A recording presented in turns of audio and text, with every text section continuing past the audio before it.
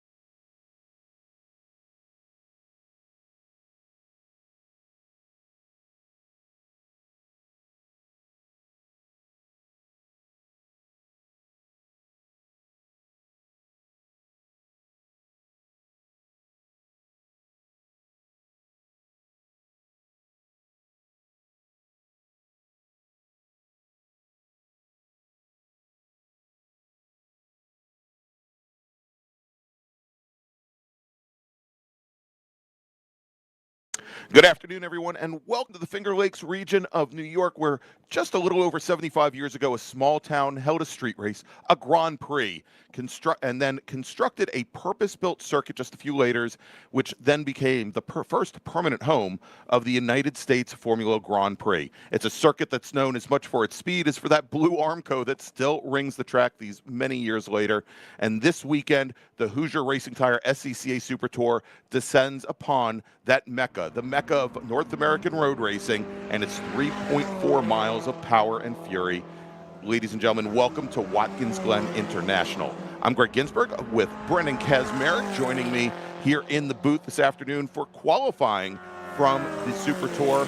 And, of course, His Eminence, Larry Lefty MacLeod, will be joining us tomorrow when we go racing. Good afternoon, Brendan. How are you doing today? Good afternoon, Greg. I'm well. How are you? I'm doing very, very well. We had a morning, an exciting morning of practice here from beautiful Watkins Glen, where the weather is just absolutely spectacular here. As you take a look at these shots, it's not gray sky. It is absolutely blue sky with almost no clouds in the sky. It's about 65, 67 degrees, very little humidity here. It is great weather for racing here at the Glen this weekend.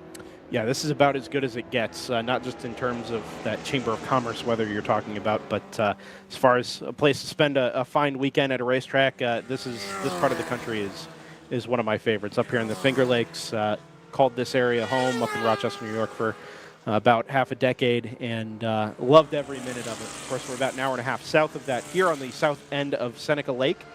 The town of Watkins Glen is just about 10 minutes down the road from us here where we're staying this weekend. But when you get up to this part of Schuyler County and the beautiful facility that is Watkins Glen International, it's changed a lot over the years, but the atmosphere and the soul of the track is still absolutely the same. Yeah, indeed. And so we've got cars on course, as you can see. This is our first of, and to give you a little rundown of what the schedule is going to be here this afternoon. This is going to be the first of 5 qualifying sessions that we have for you here today. We're going to finish up qualifying tomorrow morning when we go live right around 8 a.m. That will have 3 remaining qualifying sessions. Most of these drivers, they have, as I mentioned, been on track already today. We had a practice session for each of our 8 run groups. And so these laps that these drivers will put in here today, they are going to help set the grid for tomorrow's sprint races. And our first group here, Formula F, Formula V, and Formula 6, they will be on track tomorrow morning for their first race of the weekend, a 25-minute timed race at about 9:45 a.m. Eastern time. And so we already have the first couple of laps now in the books here, as we're going to start to pull in some times here, and actually only 1 lap in the books now for our drivers here. We're Keith Jocelyn out of Grand Island, New York, this being his home track. He is your fastest driver on track currently in his Formula 6 Scorpion. Then we've got Ted Burns out of Fitchburg, Wisconsin, in his Formula F Piper. Second fastest, Charles Foster, also in a Piper here from Fredericton, New Brunswick. One of my favorite provinces, yes. Greg. That's absolutely love right. The province of New Brunswick. And I'll bet you there it's probably still a little chilly in northeast Canada. It doesn't matter. A bad day in New Brunswick is still better than a good day most other places. Is it really? And then probably. And then we've got Calvin Stewart as our reigning national champion in Formula 6, currently your 4th fastest driver overall. If we take then a look at Formula V, nice field here in Formula V this weekend. We've got Alex Scaler. We have, I believe it's his father, David Scaler, out here running this weekend as well. We've got Russell Straight in his Invader, and Jonathan Weisheit out of Baltimore, Maryland here as well in his XP1. So good to see that. We also have Brian Farnham, always very quick is Brian Farnham out of Medina, Ohio, in his Silver Bullet. Yeah, one of the things I'm looking forward to this weekend in particular about those Formula Vs, recall last time out, that race met an unfortunate end up at Mid-Ohio. Yes. The racing was spectacular up to that point, but it's a track that was much more a driver's track than a speed track. Yes. Still high commitment here at Watkins Glen, obviously, but we love the draft. Yeah, exactly. In our Vs and our spec classes, man, that slipstream plays such a big role. And at a place like Watkins Glen, you could be flat out from turn 1 down to turn 5 It makes those cars look awfully quick. Yeah, and you know, and I think that's one of the defining factors here at WGI is that most every corner here is a high-speed corner. You don't have those traditional hard braking zones, and maybe a little bit for the 90 going into turn one, to some extent going into the inner loop, otherwise known as the bus stop here. But you know, these are cars, for example, the Formula Vs, that when they rely on the draft, you are going to have to use that draft and rely on the cars ahead of you to make just minute mistakes in order to make passes when we get into race conditions. And here, as you can see, and we probably are going to see this a lot more today in qualifying more than, say, a Mid-Ohio or a Hallett or some of the tracks that have much shorter straightaways, you're going to see drivers wanting to use the draft here in qualifying, because otherwise they could end up 2 seconds off the pole. It really requires you to reset your mental state going into a qualifying session. Normally, you want the clear track, you want the clear air. You don't want to see cars in front of you or be potentially balked by anybody. Here, you are so out to lunch if you haven't got a slipstreaming partner or a slipstreaming group, that even if your entry to corners isn't compromised, or your line through a corner isn't going to be compromised, you just lose heaps of time. Indeed. Down these long straightaways and up through. I mean, the S's isn't a straightaway, but in those cars, might it's as well certainly be treated like one. Yep. Yeah, you need that draft headed up the hill. So everybody's got to work together, maybe take turns at the front of a group. Of course, one of the advantages of particularly this FV group, these guys all know each other. Right. They've been racing together for years and decades in some cases, right? That's right. So there's a friendly, I guess old Darrell Waltrip would say, co-opetition there, right? Get yourself some clear air, some time at the front with a little bit of help of the draft, but cycle through and get everybody some of the same opportunity to put a lap in here in our only qualifying session of the weekend. Yeah, I was going to say, and I think, well, I already know that Alex Scaler is probably has the least amount of time behind the wheel, maybe, or years behind the wheel, as some of the other folks in this race. You know, we talked about Russell Straight. This is, I believe, his 50th year of road racing with the SCCA, and that may sound like a ton, but we've got some other folks in Formula V in particular that have similar histories and similar lengths of histories here in the field. Let's take a quick look here at the timing. Of course, you can see that on the left-hand side of your screen as well. Roger Siebenaller, and we didn't even see Roger come out immediately. Siebenaller now jumping to the top. It's actually already changed, Greg. Jonathan Weissite wow. just put in the fastest lap in Formula V, just 0.04 of a second quicker than Siebenaller's initial throwdown there, 2:19.16 compared to a 2:19.2 there on the front row, provisional front row of Formula V. Ray Carmody now third, potentially third in class. Rick Shields has jumped up in there, and that's pushed Alex Scaler from second all the way back to fifth in really short order. Yeah, indeed. And now if we take a look at some of our other classes here in Formula F, we've got the two Pipers sitting up at the top of the field right now. Ted Burns in his Piper DF5 with a time of 2:04.542. That is almost 2 full seconds up on the rest of the Formula F field right now, Brendan.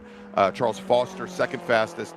Michael Dowden, third fastest, about three seconds off of Burns' provisional pole time. Joe Parsons now considerably back from there, fourth in class, about 7 seconds back from provisional pole. And in Formula 6, it is, as we mentioned before, also very, very, very close. Jay Beckley out of Marlton, New Jersey right now, driver of the number 44, Ellis, with time of 2:04 flat. Keith Jocelyn only a tenth off of that currently. Yeah, this F6 group, it's nice to see that group kind of rounding into form here later in the season. Some very spotty entries over the first couple of rounds, but last time out at Mid-Ohio.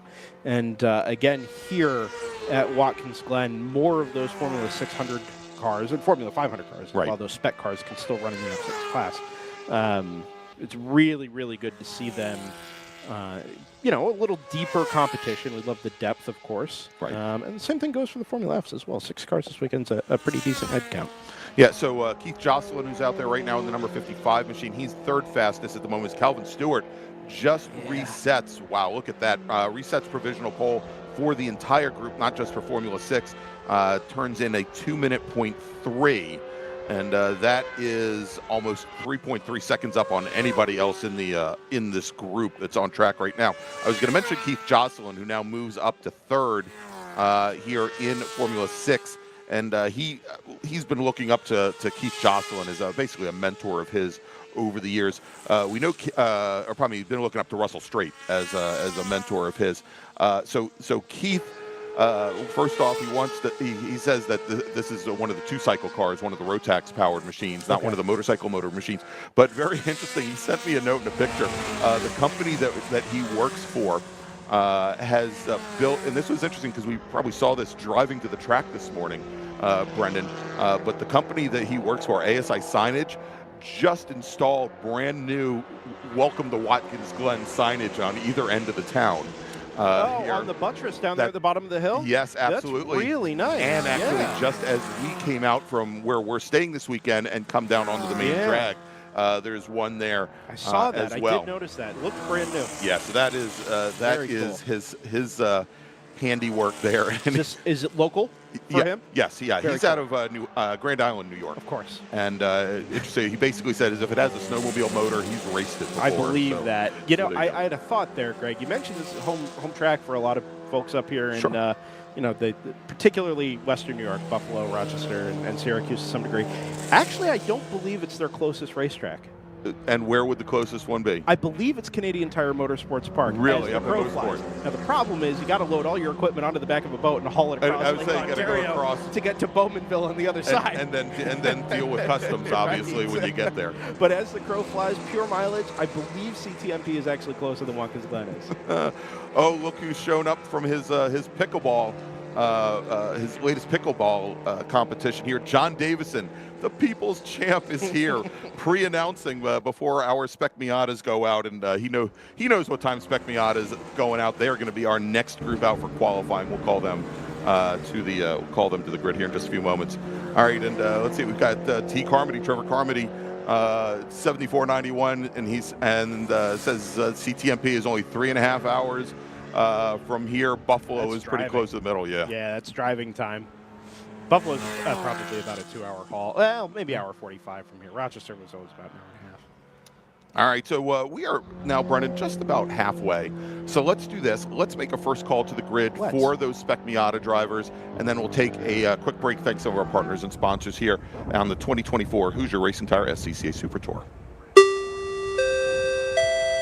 Attention in the paddock, first call to the grid for race group number 2, Spec Miata. Please head to the grid. Spec Miata, please head to the grid. Your qualifying session is next. All right, let's take a quick break. We'll be back in a few moments.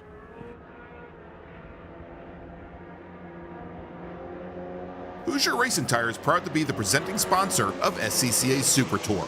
Hoosier's mission is to be the dominant customer-driven provider of tires to race teams domestically and internationally. At Hoosier, we know that our success is dependent on how well we meet our customers' expectations by providing the safest, most reliable, high-quality race tires that put you in the winner's circle. For more information, see our trackside support personnel or the local Hoosier Racing Tire dealer near you, or contact us at HoosierTire.com. Hoosier Racing Tires, truly tires designed for champions. Hagerty is the official and exclusive insurance partner for SCCA and provides affordable off-track insurance protection for motorsports vehicles while in the paddock, in transit, in storage, and at the shop. Hagerty also provides guaranteed value coverage and even has protection for your trailer. And did you know that SCCA members can save 5% on insurance through Hagerty? Hagerty, let's drive together. Learn more at Hagerty.com. Bravo Trailers is the exclusive trailer partner of the SCCA. Owned by longtime SCCA racers, Bravo Trailers work better, load easier, and tow better because we build them with racers in mind. Visit BravoTrailers.com to see your new trailer in aluminum or steel. For over 25 years, championship-winning drivers and teams have demanded Hawk Performance Motorsports brake pads. Now you can have their advanced technology on your daily car, truck, or SUV with Hawk Performance Street products. With the improved HP Plus pad for the hybrid street and track feel, or Super Duty pads for tow vehicles, their all-new ER brake pad designed to take on even the longest race, and their all-new high-performance brake fluid. Hawk has all your braking needs covered. Visit hawkperformance.com and like them on Facebook or Instagram to learn more about the Hawk Performance Advantage. Hawk Performance, what's stopping you? It's the 2024 Hoosier Racing Tire SCCA Super Tour, the premier amateur road racing series bringing together top SCCA road racers from around the country. The Hoosier Super Tour visits some of the greatest tracks in North America, showcasing each of our 28 car classes. From production to GT cars, prototype to Formula cars, the Hoosier SCCA Super Tour packs a ton of wheel-to-wheel racing action into every event.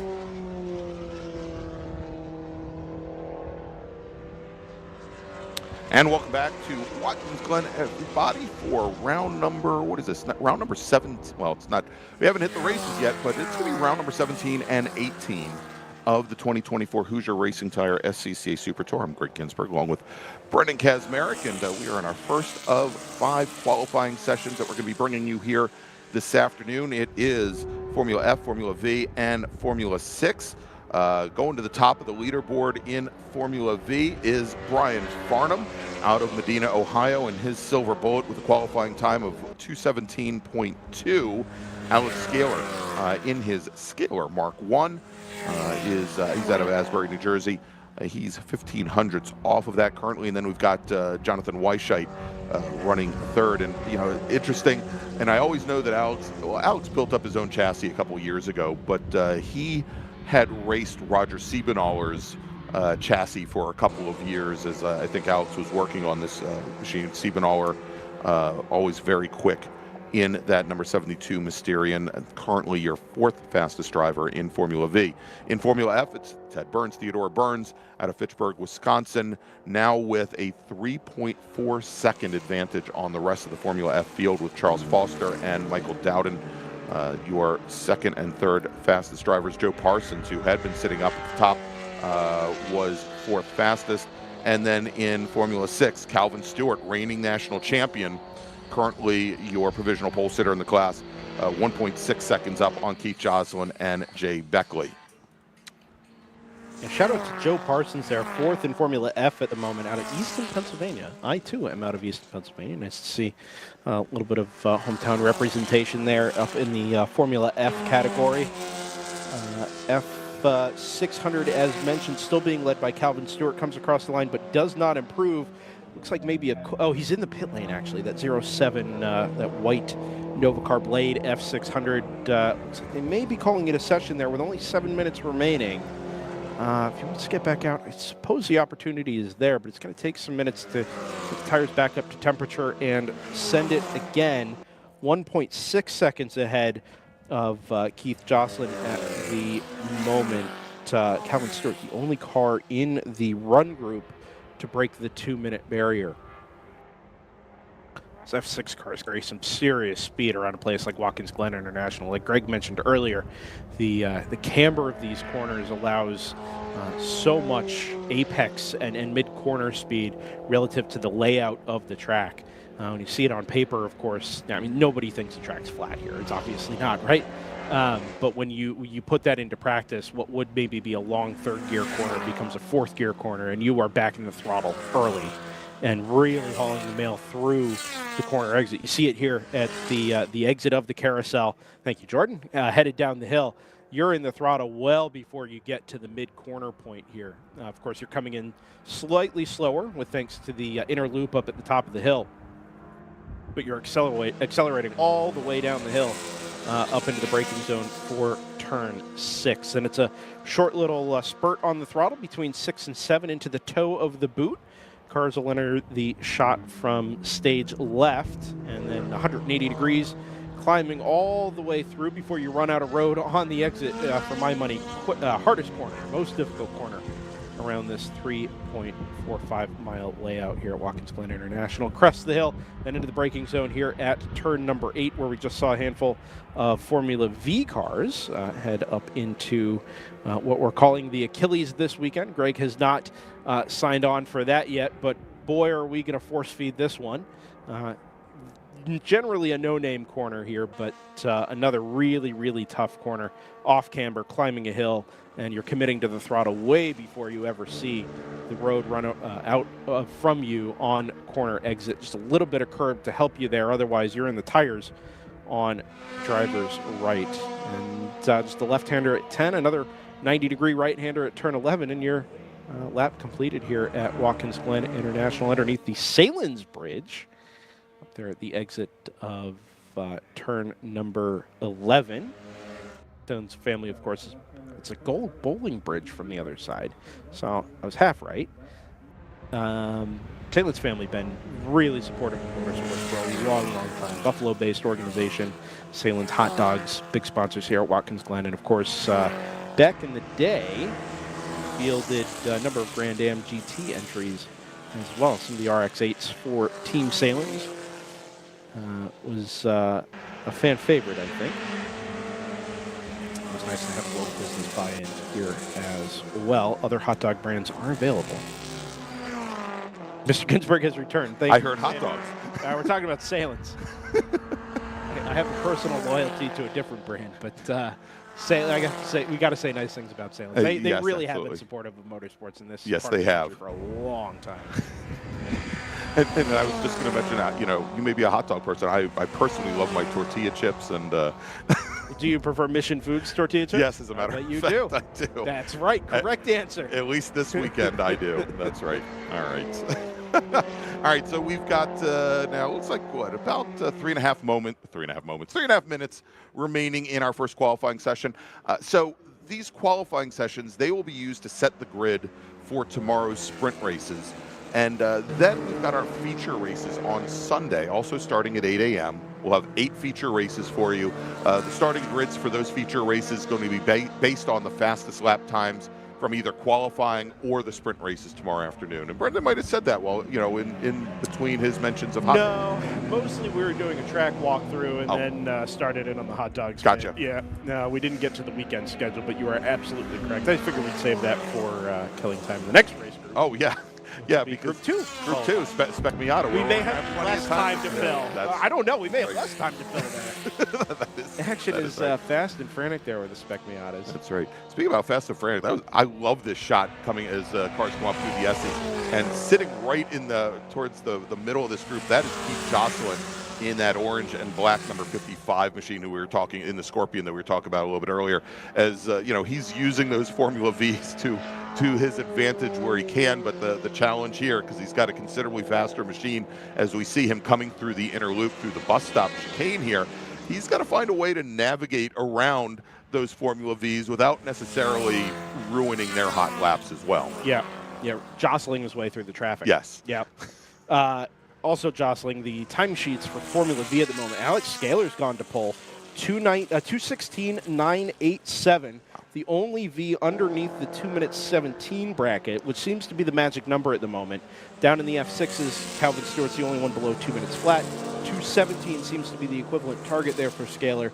Was able to drop in that high 16, now a mid 17 to complete his 9th lap. That is over a quarter of a second quicker than Brian Farnham in the number 5. Roger Siebenaller into 3rd, half a second behind the provisional pole sitting number 79. And then Jonathan Weisheidt in the 61, Ray Carmody in the number 81 before the times start to trail off there a little bit.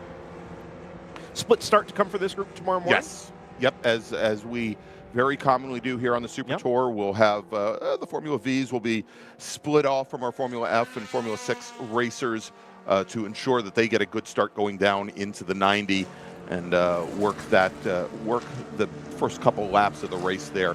Always exciting to see them together, especially when we have these larger fields. And this weekend, at the moment here, 9 cars in Formula V. We'll have what, four rows, five rows, I guess, technically. For our 9th place starter, and should be a great start there. And really some very nice fields here. I don't believe we had many Formula 6 drivers I know we didn't have many at Portland, which was the last event Mid-Ohio I was did. a very healthy entry for the F6. Some of the heavy hitters there, Sven de Vries was there.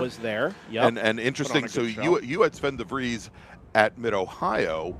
And then just last weekend, I was at Carolina Motorsports Park, and Wiley Chris McMahon, who's a multi-time national champion as well, was there on what was a majors as well as South Atlantic Road Racing Championship race. And as we might expect, he had a pretty easy time of it. Yeah, just need some Ryan Mayfield to throw in there. Yes.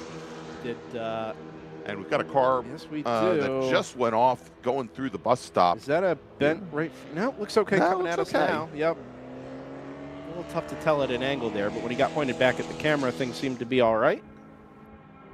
Checkered flag is out here at start and finish, Mr. Ginsberg.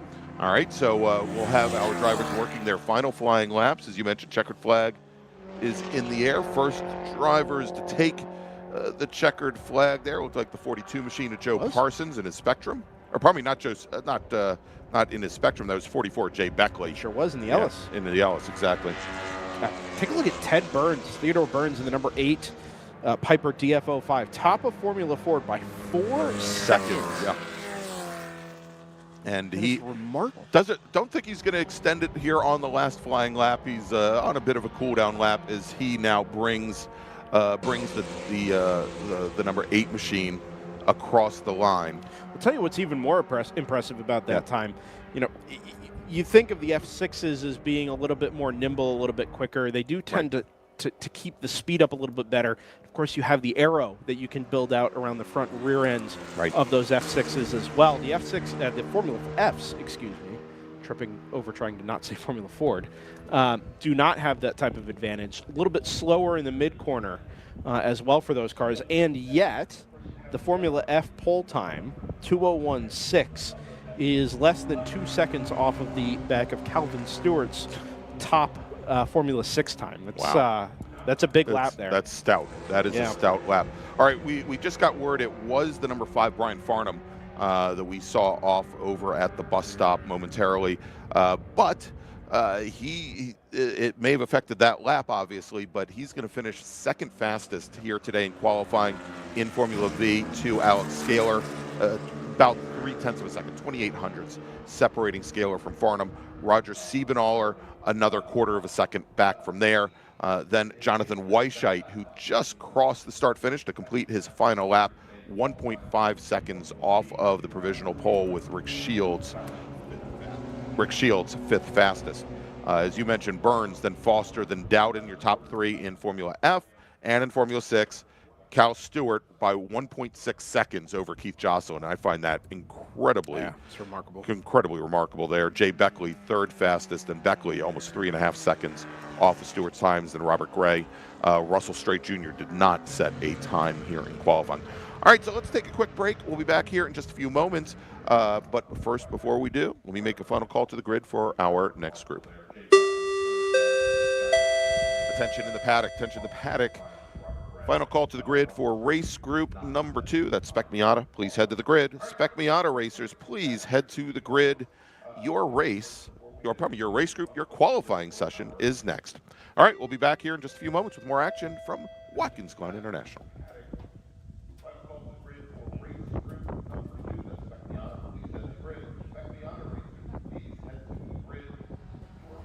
Mazda's been very supportive of racers within the SCCA and all the other grassroots organizations for many, many years. Really, their support for racing and our type of racing is unmatched from any other manufacturer. They've been a great partner for many, many years. Mazda, hands down, is the best company to work with for sports car racing. Factory support is second to none. It just feels right. You feel connected.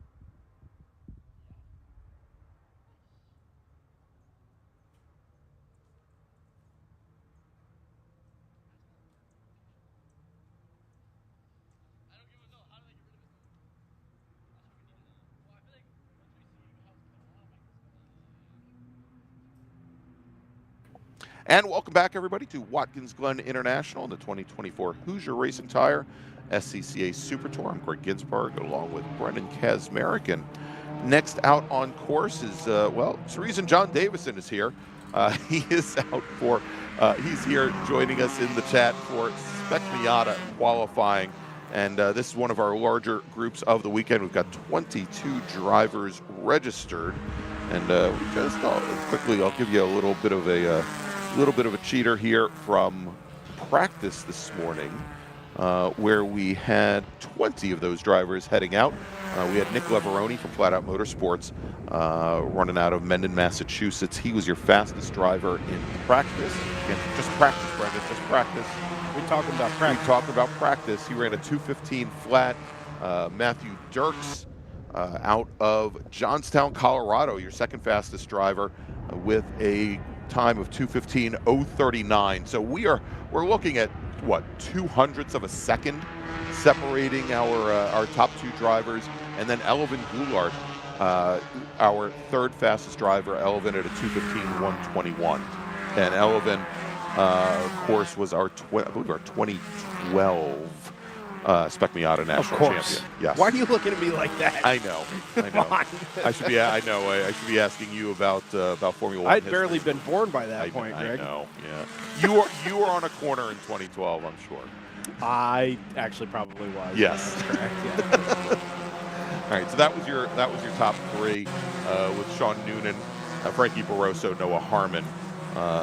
Rounding out the top six there, and as we take a look, the top seven drivers, and Christian Sarnecki, who had a majors win at the Summit Point Majors earlier this season in Spec Miata. He was your seventh fastest driver. If you include those top seven, all within 9/10 of a second. It's remarkable. Yeah, over 2.5 miles. And again, as you're seeing these drivers trying here as they come and complete their out lap, as they come through the final two corners now, turns 10 and 11, all trying to stay nose to tail, lock into that draft or when they come through the 90 for the first time. Yeah, that's exactly it, Greg. You spend that out lap trying to find your teammates, find your drafting partners, and a little bit of clear space out in front. Find yourself in a group of 2, 3, 5 cars before you head over the start-finish line for the first time. Set in maybe a banker lap or so, right, and then you and your partner really get after it these second and third laps. We are not enforcing track limits this weekend. It turns out, Mr. Ginsberg. A quick view of the exit of turn number 1 here. What makes you think that? that it looks like a NASCAR race. Yeah. 8 wide out over the curving at the exit of turn 1. I love this. Yeah, I mean, so it looks like a NASCAR race, but there's a lot of history, because last year at this race, Brendan, as soon as our Spec Miata drivers went out, the first thing that we heard over the flag that was control. This is turn 1. All of the drivers are exceeding track limits. Yeah, we had a whole session thrown out last year. Yeah. Because of track limits issues for this run group in particular. I think it's the smart move as a matter of personal opinion. If you don't have the technology to police track limits in a 100% equitable way, which involves, oftentimes either transponders or and a beacon or video and video detection, I think it's a little easier, fairer, and cleaner just to say, well, don't hit anything. Yeah, exactly. And be safe when you come back on, and you trust your drivers. That's right. Right?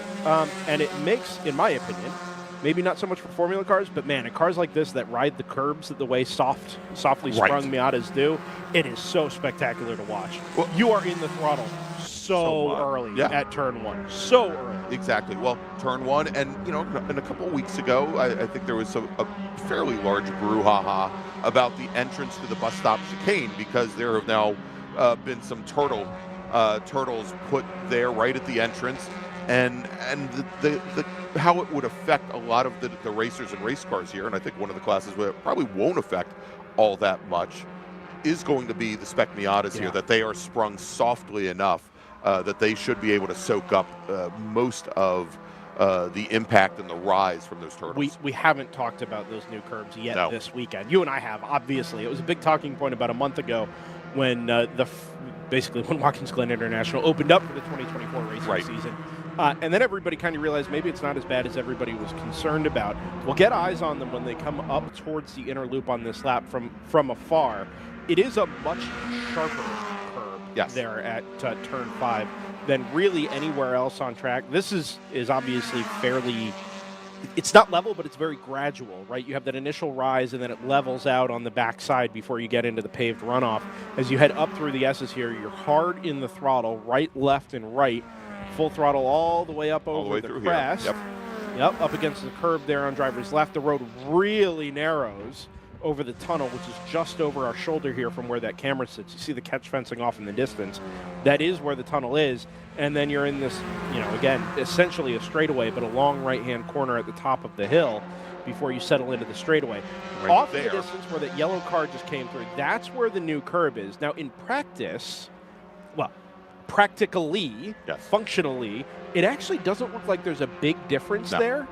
The concern that put that curb there in the first place was that cars, particularly like this, like a NASCAR Cup car, were jumping over the entirety of the curb and rubbing their right-hand side up against very close to the Armco, right? That blue Armco you were talking about. And so basically, the point of putting it there was to keep drivers further to the left, right? Thereby tightening the radius of that first apex and slowing cars on the entrance, right? Right, and that changes your whole trajectory.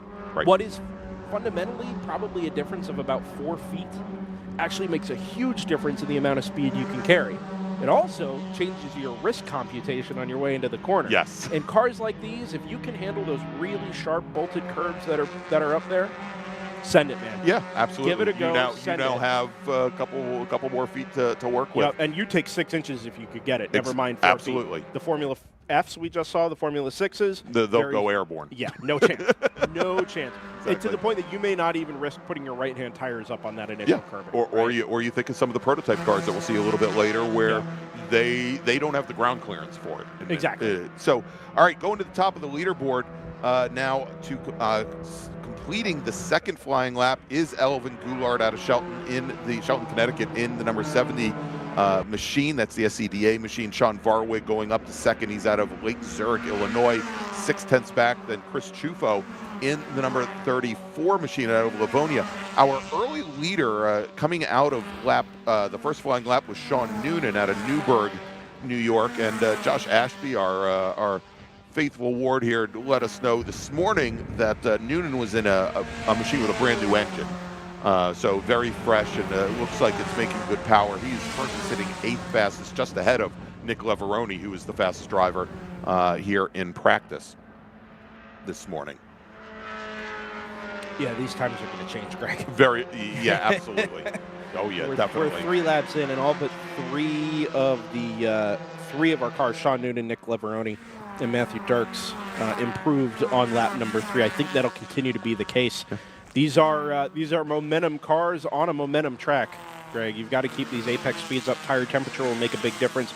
Weight will make an even bigger difference. Absolutely. And as you run that fuel load off over this 25-minute session, which we've already completed 40% of, believe it or not, 16 minutes remaining here. Yeah, amazing where the time goes. So Chris Chufo, currently 3rd fastest in the number 34 machine, has a Super Tour win here a couple years back. So definitely somebody we want to take a look at.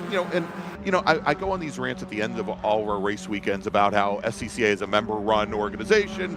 Volunteers make these events work, and they certainly do. Chufo spent 6 years on the board of directors for the Finger Lakes region, which is our host region here this weekend. That last year the Glen region sponsored this race. This year the Finger Lakes region. Both those regions always work in lockstep to put on these events anyhow. All right, so as we see here, about 15 minutes remaining, and we'll see here if the number 70 machine of Elvin Goulart can hold on to that provisional pole. Just got a note from one of my announcing partners, another one of the Brian Donati, who's my partner for the Mid-Atlantic Road Racing Series, and they just mentioned Seth Gentry, who's out of Hanover, Maryland, who's been racing in SSM, which is a regional-only series in the Mars Race Series for 1.6 liter Miatas, for the NA Miatas, and Seth right now sitting 12th, and I think what may be his first time here at the Glen. It's it's a daunting place to come to for the first It time. is. You've never been here before, much like Road Atlanta. Kind of takes your breath away when you see what the elevation changes are. You realize just how high speed these corners are. Camber helps a lot with confidence, but you still got to trust that the grip and the traction is going to be there when you come back in the throttle. And you got a little bit more width to work with here, a little bit more runoff to work with here than you do at a place like Road Atlanta, but the commitment level is just as high. And it can take a few laps, a few sessions even, to get your feet under you and really start putting in the quick times. But just about top half of the field there for Seth Gentry is a really fine start.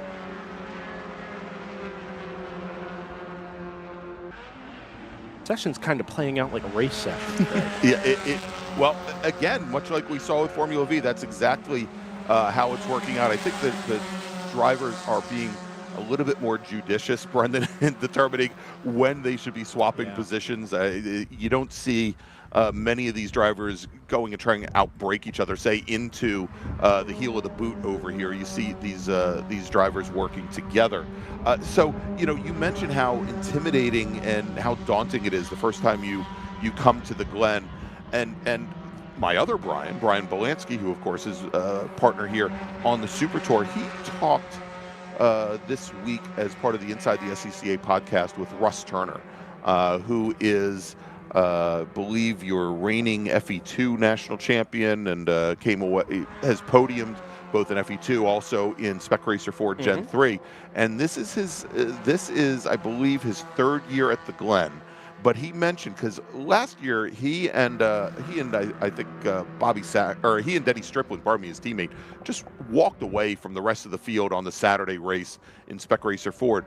But the previous time he had come here, he said that he was so thrown off by having the Armco right next to him everywhere around this track that it basically took seconds away from his lap times in the cars. I have one of my old mentors, Dangerous Dave Parker. The first time he came racing here in a Volkswagen Scirocco, he was literally shaking after the session, and all he could say was, "I'm never racing here again." Because he was in a car so low he couldn't see over the Armco. All he saw was blue walls, and it closes in on you. It is a very intimidating 2.4 miles. Why don't we take a quick break? Sure. Here, Greg? We've got to call the Group 3 cars to the grid. I'll let you do that, and then I've got a point to make about lap time here when we come back. All right, sounds good. Let's make that call right now. Attention in the paddock. Attention in the paddock. First call to the grid for race group number 3. That's Spec Racer 4 Gen 3. Please head to the grid. Spec Racer 4 Gen 3 drivers, please start heading to the grid.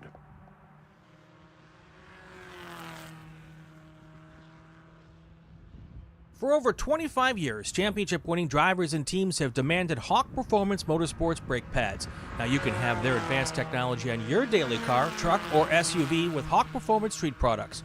With the improved HP Plus pad for the hybrid street and track feel, or Super Duty pads for tow vehicles, their all-new ER brake pad designed to take on even the longest race, and their all-new high-performance brake fluid. Hawk has all your braking needs covered. Visit hawkperformance.com and like them on Facebook or Instagram to learn more about the Hawk Performance Advantage. Hawk Performance, what's stopping you? As the official fuel partner, Sunoco has been helping the SCCA and their drivers perform at their peak since 2001.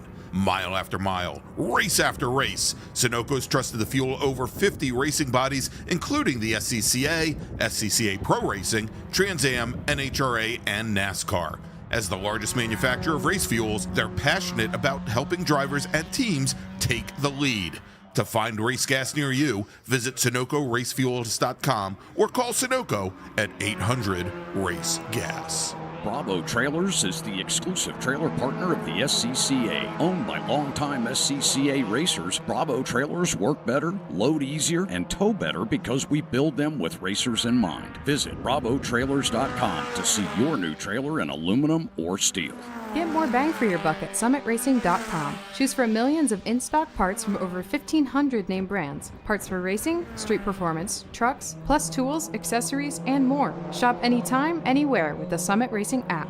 Mazza Vineyards is the exclusive sparkling wine for podium celebrations at the Hoosier Racing Tire SCCA Super Tour, SCCA Runoffs, and Tire Rack SCCA Pro Solo. Celebrate your racing weekend with Mazza Vineyards and learn more at enjoymazza.com. If you like what you see today, become part of the action by joining the Sports Car Club of America. Whether you want to drive, flag, organize, officiate, have fun with cars, or meet 65,000 enthusiast friends, SCCA has plenty to feed your motorsport obsession. Ask someone trackside how to get involved or visit scca.com for more information. And welcome back, everybody, to Watkins Glen International and the Hoosier Racing Tire SCCA Super Tour. Gregg Ginsberg, Brendan Kesmerick, right by my side here, Brendan. And we were just going to be talking about... We're going to be talking about lap times. Lap times very here. Briefly. Yeah, best lap number 5 from Elvin Goulart and the number 70, 2:14.763. Our boots on the ground correspondent here, Josh Ashby, mentioned the current track record for the Spec Miata is 2:14.1. So we're not so terribly far off of that on a fairly... It's not warm, but a pleasantly warm and very sunny day. So track temperature is going to be up.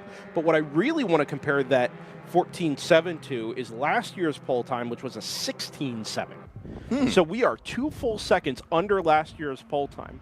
We were talking about the track limits change down at turn number 1, talking about the radius up at turn number 5. That's probably a wash given these cars, but I think that change down at turn number 1 not to enforce track limits is picking these cars up something in the area of 1 to 2 seconds. I was going to say probably a good 5 to 6 miles an hour by the time they get up to the top of the hill. Yeah, exactly. Yeah. And at the apex, right? Your minimum speed is so much higher because you're not having to haul the car off of those Cheez-It curbs. Those red and yellow curbs that line the track. You're just foot back in the throttle and track it out as close to the tire wall as you want to get there. So big difference there. That was Chris Chufo's pole time last year, by the way, that 16.7. Yep, absolutely. We talked about Chris a few moments ago here. So here's an interesting note. And he's been racing, been dabbling a little bit this season in Spec Miata, but I was a little surprised to see. So, of course, we've got Elvin Goulart, currently your provisional pole sitter. His son, Ethan, who Elvin and Ethan started side by side at the runoffs this past year. And Ethan we've seen running in SMX. He was part of the Mazda MX-5 Cup shootout this year. Just announced that he is going to have a GR Cup ride at Virginia International Raceway in July. So good to see that. But now that I mentioned that, he's not here. Ooh, we've got some looks like some drivers going agricultural through the exit of the inner loop. First blue car headed down yellowy thing. I think it's the blue car here. Was also off in the dirt there as well. A little bit off pace headed down the hill. 1.7. Yep, that would be 117. 117 Pierre exactly, out of Westboro, Massachusetts. Currently running 20th, and I don't think that's going to move him up in the order any. So here's something. It's a driver who just ran his fastest lap of the session, and I'm looking to see because I thought he was at the tail end of this group. It is the yellow, red, and white number 46 machine of Dr. Dom Lucci. Here, I say the number 46 car, and I always looked at this car and I go, wow, it reminds me of Jim Goffrey's Nissans that he rode. Jim Goffrey with multiple GT2 national championships, and I keep looking at this car. Maybe Jim's driving Spec Miata. I thought that for a couple years. Turns out Dominic is related to Jim Goffrey. It's his wife's uncle. Of course. Yeah, and so basically as a not a throwback, but in deference and reference to him, painted the car the exact same way. He says he met his wife at age 16, so he's known Jim for, of course, a pretty long number, a big number of years there. So we'll see here how things play out. But there he is. Yeah, there he is going through the final corner right now. Let's see if he improves here as he comes across the line. And just missed it. Yep, just missed it by a couple hundredths of a second there. But beautiful looking car. All right, so sitting up at the top of the leaderboard is Elvin Goulart. He's got a 0.6 of a second advantage right now on both Noah Harmon and Frankie Barroso. I was going to make that point if Yes. you didn't. Identical lap times for our second and third place cars. Yeah, so the Orlando, Florida driver, the Miami Springs, Florida drivers, both at a 2:15.405 is their fastest laps. And although I'm looking down the pit lane, I'm wondering if there was an issue there on the last lap, because both of those drivers were about a half a minute off of that previous lap time. Yeah, it's entirely possible. I do wonder a little bit if we could find out from the powers that be down to our right side here how you sort drivers with the same lap time. Typically, in most professional racing circles, it's the first driver to complete the lap. Right. Right. So if you set the time first, you get the position. Now, they both set those times on their fifth laps, Noah Harmon and Frankie Barroso, and have no idea what actual clock time they cross the line at there. So at the moment, the best we have is to assume that Noah Harmon is most likely to line up in the second spot on the grid outside of the front row. Frankie Barroso on the inside of the second row. Improvement from Matthew Dirks in the 176. Yep. Crossed that line in that first pack. Yeah, and he's there, as we see, he just moved up to fifth. Yep. For those of you looking at the timing tower on the left-hand side of your screen, you'll notice some of the names and times are going in blue. That denotes where drivers have just set their personal best lap times. The equivalent of a green lap, Right. as it were, on most timing sheets. Purple is still purple. It's fastest for the class, not just run group. Although, of course, you won't see one here because we're a single class group. All right, let's take a look at as this group now coming down into the bus stop or into the inner loop. Oof. As the 44 machine there, which is the lead car in the back. You saw how Brendan, as he got very loose there. That's Christian Sarnecki with the rear end really stepping out on him as he tried to bring the car back to the left after the first left-hander. The car's been looking set up a little loose here as he's had the rest of the field following through. It probably hasn't been, he's as the lead car there, he's really had to be able to push the pace because he hasn't had anybody come around him and start to lead. You want a little bit of that looseness, a little bit of oversteer in the car here, though. These are such long corners with high loads, given the camber especially. A little bit of looseness will keep that weight out over the rear, keep the car moving around a little bit rather than shredding that outside front tire, which I'm not sure it's a concern on the tires we run here in the Hoosier Super Tour, but there are situations there where if you lean too hard on that outside front tire, you can overheat it, maybe cause a blister, or you can actually take some chunks of tread out of the tire, which is not ideal. With the molded Hoosier tires, spec tires that these drivers on, I don't think you'll typically see them chunking like that. Yeah. But certainly you can run them off if you do get them a little bit too hot. So, something that the drivers have to worry about. They also they don't give you a lot of audible feedback. And the one thing about these Hoosier SM75s and most of their DOT tires, they're kind of there until they're not there. That you don't get a ton of feedback and increased slip angle there. As it looks like Sarnecki is going to give up the point in this group, and maybe he won't. But it looks like he may be giving somebody else the chance to lead there. Turn when everybody's got to kind of find their way back into line as the wall angles back towards the end of the curb there before you head up the hill through the S's. And I think with just half a minute remaining in the session here, we've already lost a handful of cars to the pit lane and the paddock.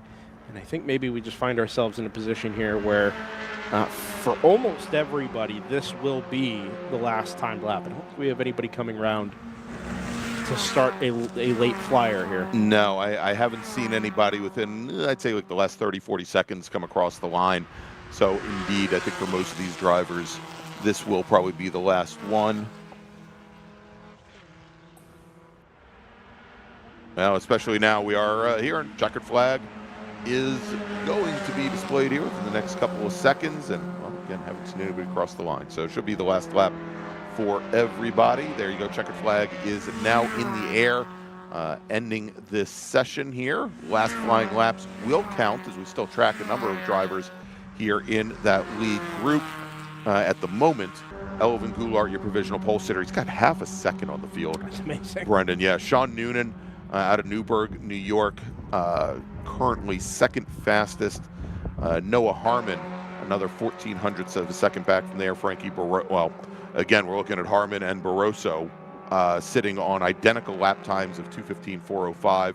Then Sean Varwig, another 4/10ths back from there, fifth fastest. And I'm running these down because I don't expect to see any new, up at the front of the field, any new fast laps. That being said, Dexter Suba is sitting in 11th, Chris Allen in 12th, just turned their fastest laps. As we've got that group with Sarnecki coming across the line, and I think that was Barroso, Sean Verwig, Dirks, Chufo coming across the line, and indeed nobody else setting fast laps there. So Matt Dirks, sixth fastest, Chris Chufo, seventh fastest, Nick Lavaroni, who was our fastest driver in practice this morning, he's going to go into tomorrow's sprint race, starting on the outside of row number 4. Peter Tonelli out of Westboro, Massachusetts, he's going to start 9th fastest. Christian Sarnecki in that 44 machine is going to start 10th fastest. And our Spec Miata racers, John Davison, you will want to know this. When our Spec Miata racers head onto the track at 10:20 a.m. tomorrow or thereabouts, it will be for their first race of the weekend, a 25-minute sprint race. All right, Brendan, let me make a final call to the grid for our next group, and we'll take a quick little break. Attention in the paddock, final call to the grid for race group number 3, Spec Racer Ford Gen 3. Please head to the grid. Spec Racer Ford Gen 3 racers, please head to the grid for qualifying. You're next. All right, we'll be back here in just a few moments from Watkins Glen.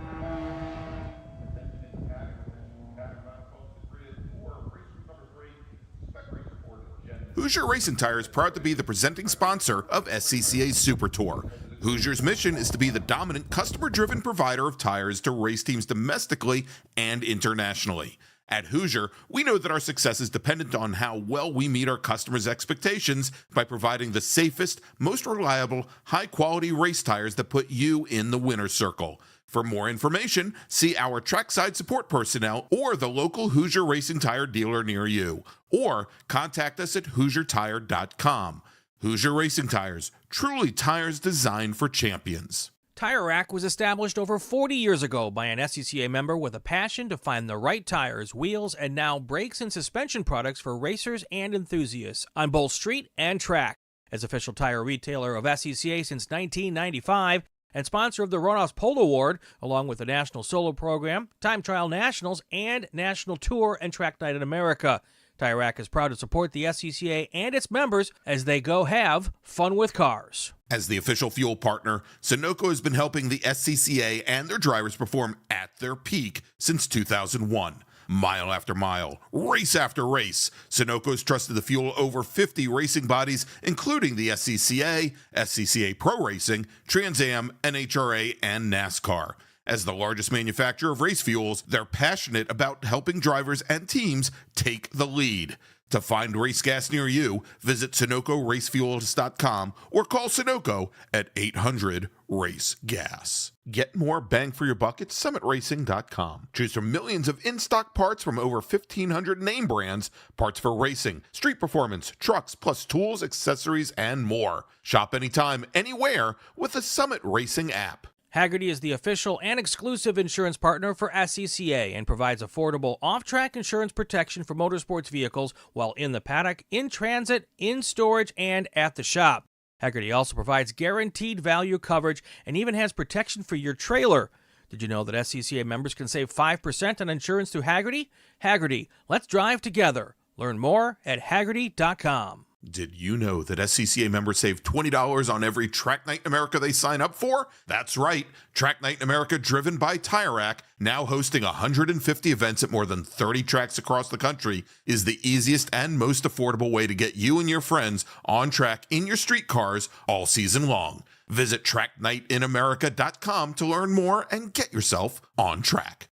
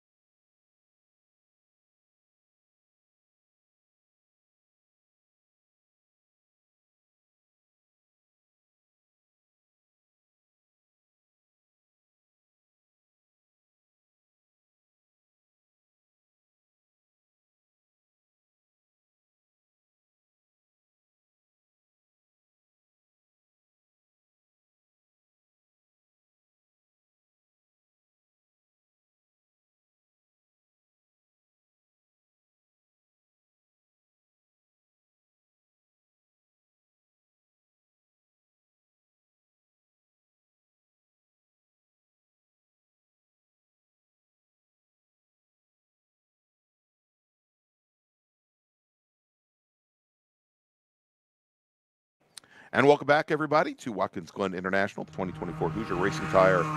2024 Hoosier Racing Tire, I already said that part. Super Tour, those were the last two words. And I'm Mushmouth Greg, and Brendan Kazmarek, who is assigned sound, body, mind, and mouth. And wow, Brendan, we've already got one driver pull it off here.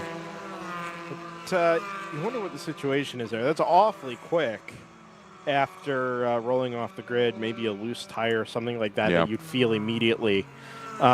Really don't even have the opportunity to get in full throttle at that point. Maybe a belt came loose, something of that nature. But of course, you'd rather be safe than sorry if it's something of a safety-related issue.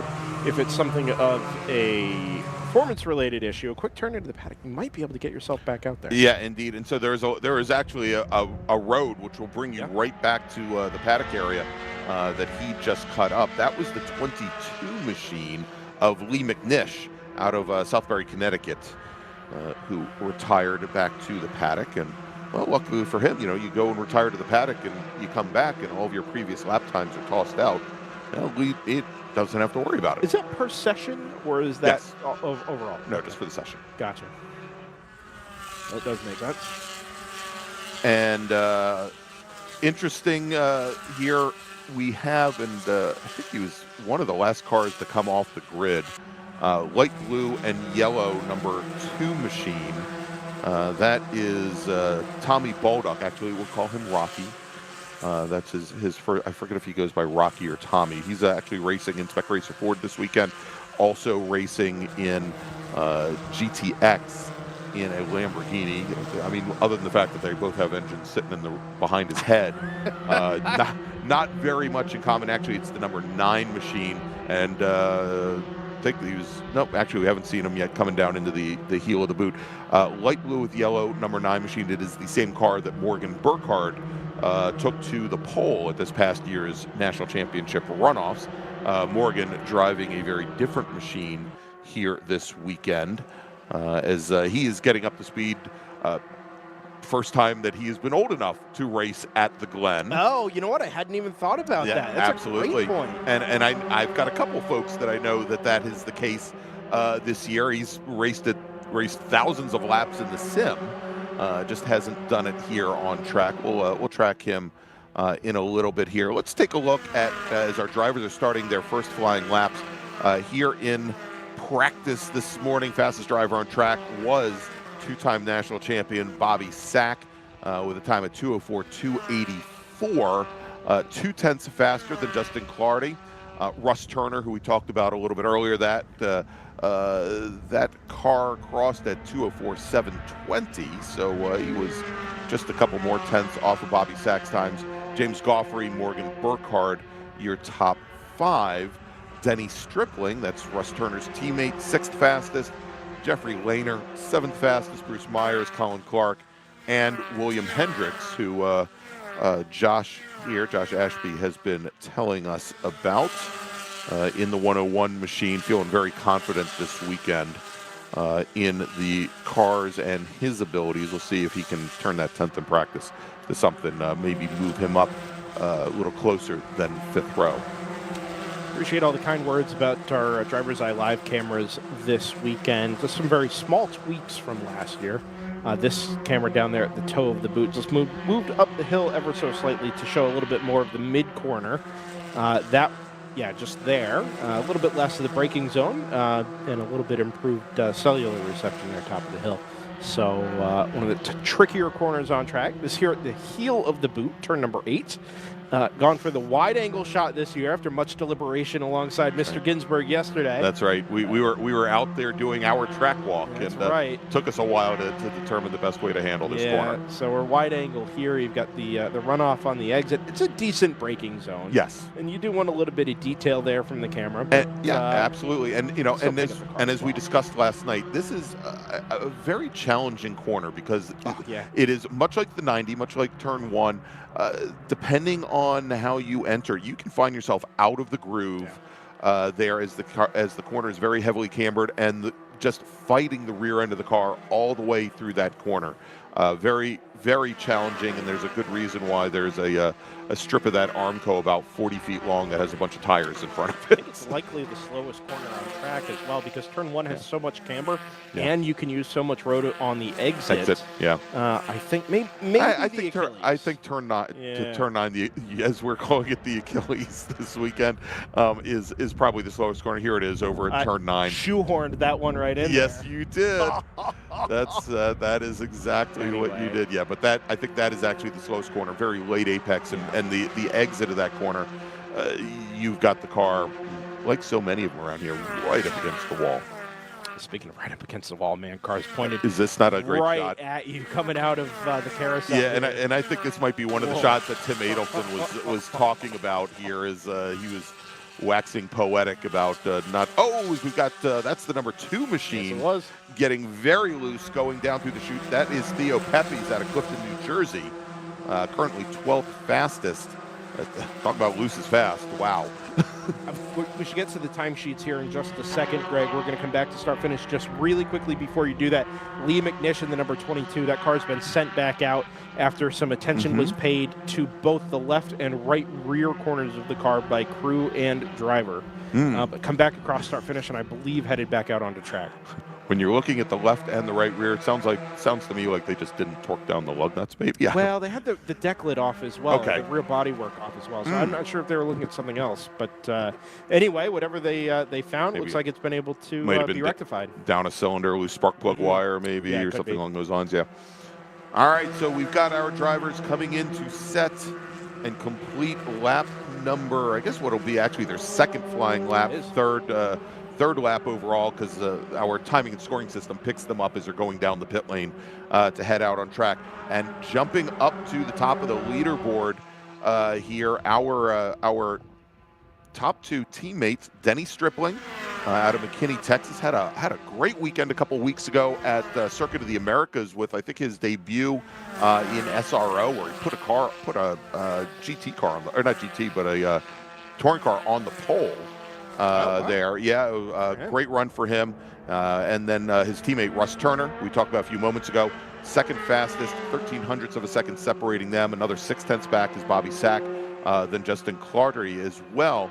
And, it was interesting listening to Russ Turner's interview with Brian Belansky this week, because he talked a lot about this weekend. And I mentioned on the opening race, the Saturday sprint race, both Stripling and Turner, they just checked out on after the very first lap. They were, I believe, it had like almost 25 seconds at the end of the race. On Sunday, both Clardy and Bobby Sack obviously learned something. And on the very last lap, Turner, he made mention, he says, look, I'm out there with a teammate, and I'm going to, if it comes down and it's just me and the teammate racing for the win, I'm going to go for it. But they came down into the bus stop on the very last lap, and Russ Turner pushed Denny Stripling past Bobby Sack going into the bus stop on the very last lap to essentially ensure or give Stripling an incredibly good chance to take the win that day. And I think it talks a lot about how those two approach the racing. And Russ was also talking about how the way he got into SCCA racing was he saw video of Denny Stripling at a club race, and it was part of the YouTube search algorithm. And the next week, he was making phone calls about how to go to an SCCA driver school in a Spec Racer That's Ford. very cool. Yeah, that he ended up going to school. Todd Harris, the Pro Drive out in Portland. He said, "We do nothing but Spec Racer Fords out here. Come on out, put them through school." And Stripling's been his coach now for like 5 years. That's very cool. Yeah. Stripling, Denny Stripling is, what a guy. Yeah. What a talent. He is very much so. I think we're incredibly fortunate to have the depth of talent that we do at the front of Spec Racer Ford. It's a spec class, obviously, so you'd hope that the cars are close. But there's a very, I think, well-defined tier of exceptionally talented drivers of all ages, right? Yeah. I won't name the drivers at the top because I don't need to do that, but Morgan Burkhart has been at this now for 2 years or so and has firmly planted himself in that top tier. And it's interesting because in Brian's interview with Russ, he said, we see a lot of these classes where folks have been around and racing for many, many years. Spec Racer Ford is one. just in the last couple of years, we've seen some very young racers. He mentioned Morgan. Both he and Russ mentioned a couple other folks. And again, a driver that is not here this weekend, but I should mention it, Jace Petty, who finished 5th at the runoffs this past year at 14 years old. And also finished on the podium at Mid-Ohio 2 weeks ago as well in what was an incredibly tough fight with Morgan Burkhardt. And somehow he gets left out of that conversation, but he's all of 15. And again, not here because, well, he's not old enough to race at Watkins Glen. Yeah, I don't think Jace is lacking for talent there. I think just the experience, right? You need to fill that bag of experience up because these races, while 25 minutes doesn't sound like a long time, 35 minutes maybe doesn't sound like such a long time, you've got to have consistent racecraft and consistent pace over every one of those laps.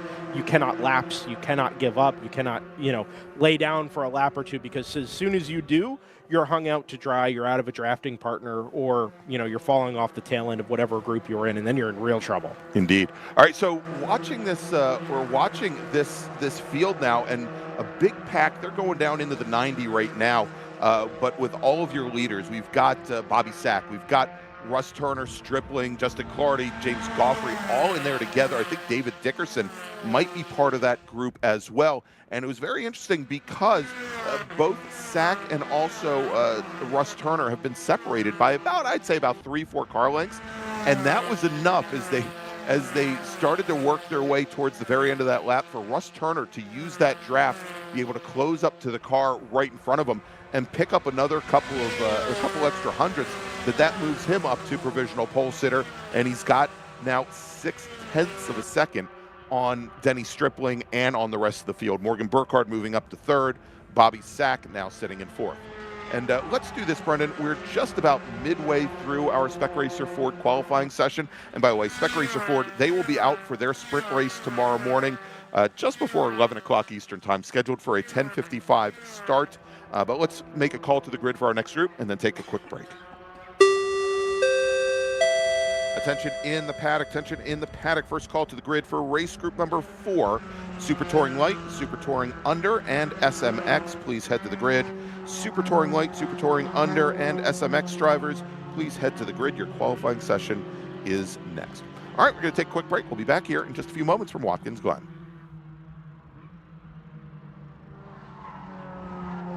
For over 25 years, championship-winning drivers and teams have demanded Hawk Performance Motorsports brake pads. Now you can have their advanced technology on your daily car, truck, or SUV with Hawk Performance Street products. With the improved HP Plus pad for that hybrid street and track feel, or Super Duty pads for tow vehicles, their all-new ER1 brake pad designed to take on even the longest race, and their all-new high-performance brake fluid, Hawk has all of your braking needs covered.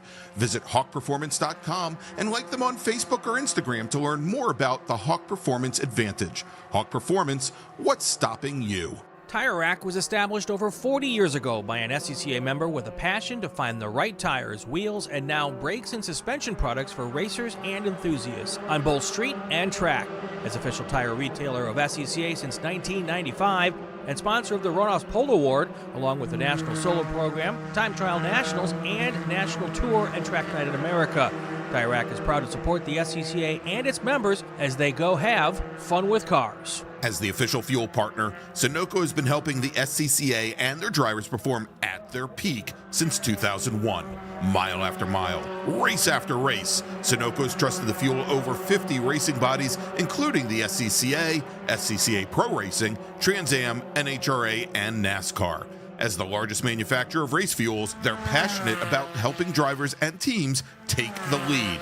To find race gas near you, visit SunocoRacefuels.com or call Sunoco at 800-RACE-GAS. Get more bang for your buck at SummitRacing.com. Choose from millions of in-stock parts from over 1,500 name brands. Parts for racing, street performance, trucks, plus tools, accessories, and more. Shop anytime, anywhere with the Summit Racing app. Maza Vineyards is the exclusive sparkling wine for podium celebrations at the Hoosier Racing Tire SCCA Super Tour, SCCA Runoffs, and Tire Rack SCCA Pro Solo. Celebrate your racing weekend with Maza Vineyards and learn more at enjoymaza.com. It's the 2024 Hoosier Racing Tire SCCA Super Tour.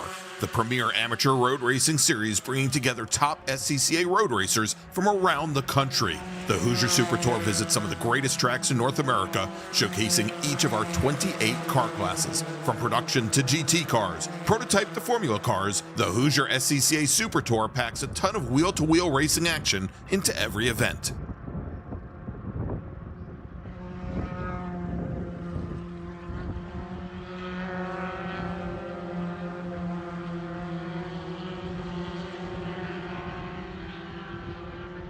Welcome back, everybody, to Watkins Glen International, 2024 Hoosier Racing Tire SCCA Super Tour. Let's take a look here at our running order in Spec Racer 4 Gen 3 as we've got a little bit under 9 minutes remaining in this 25-minute qualifying session. Russ Turner with a 0.4 of a second advantage over Bobby Sack. Turner turning in a 2:04.57. Sack at a 2:06, or probably a 2:05 even, 2:05 flat. Denny Stripling, 27 1/1000ths off of that time. He is third fastest. And Morgan Burkhardt, who had just spent a little bit of time as third fastest, now drops to fourth on the leaderboard. A time of 2:05.288. That puts him about 0.7 off of Russ Turner's lap times. Yeah, I don't mind that half a second gap there at the front between Russ Turner and Bobby Sack. I think when we go racing tomorrow, the slipstreaming nature of these SRF Gen 3 chassis will probably keep that lead group very much together. Occasionally you do get a runaway. We saw it with Bobby Sack last weekend out at Mid-Ohio as well, very briefly. But a place like this where you need the drafting help, you need the top-end speed, you're going to want a handful of drivers to run with you there through our first 25-minute. Gregg's been calling it a sprint race. Those races require...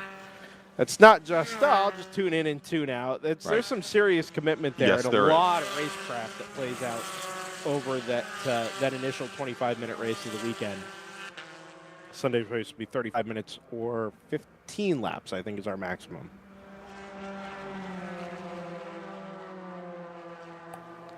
Pit caller here.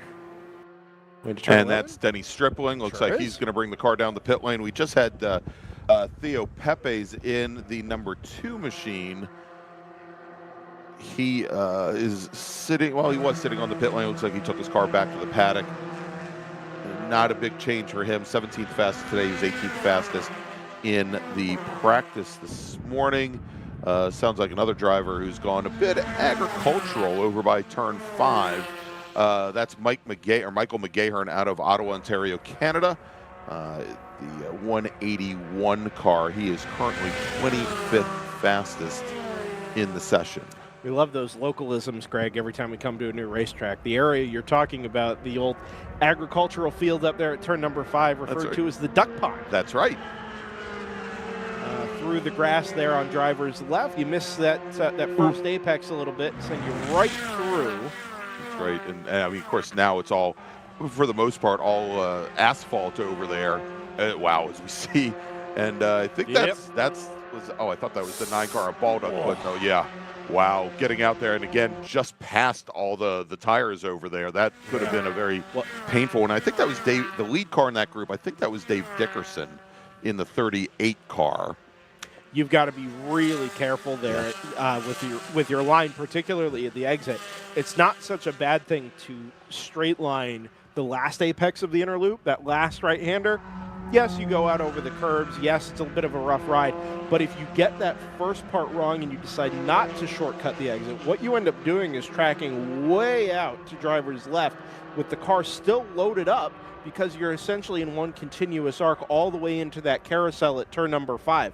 And we saw that third to last car in line just a minute earlier touch the grass on the outside there. If you do that with the car still loaded up, that car's going to snap on you right over there towards the concrete or towards the arm code. That's the one that's going to cause you a problem. Yeah, and that was Rocky Baldock out of now out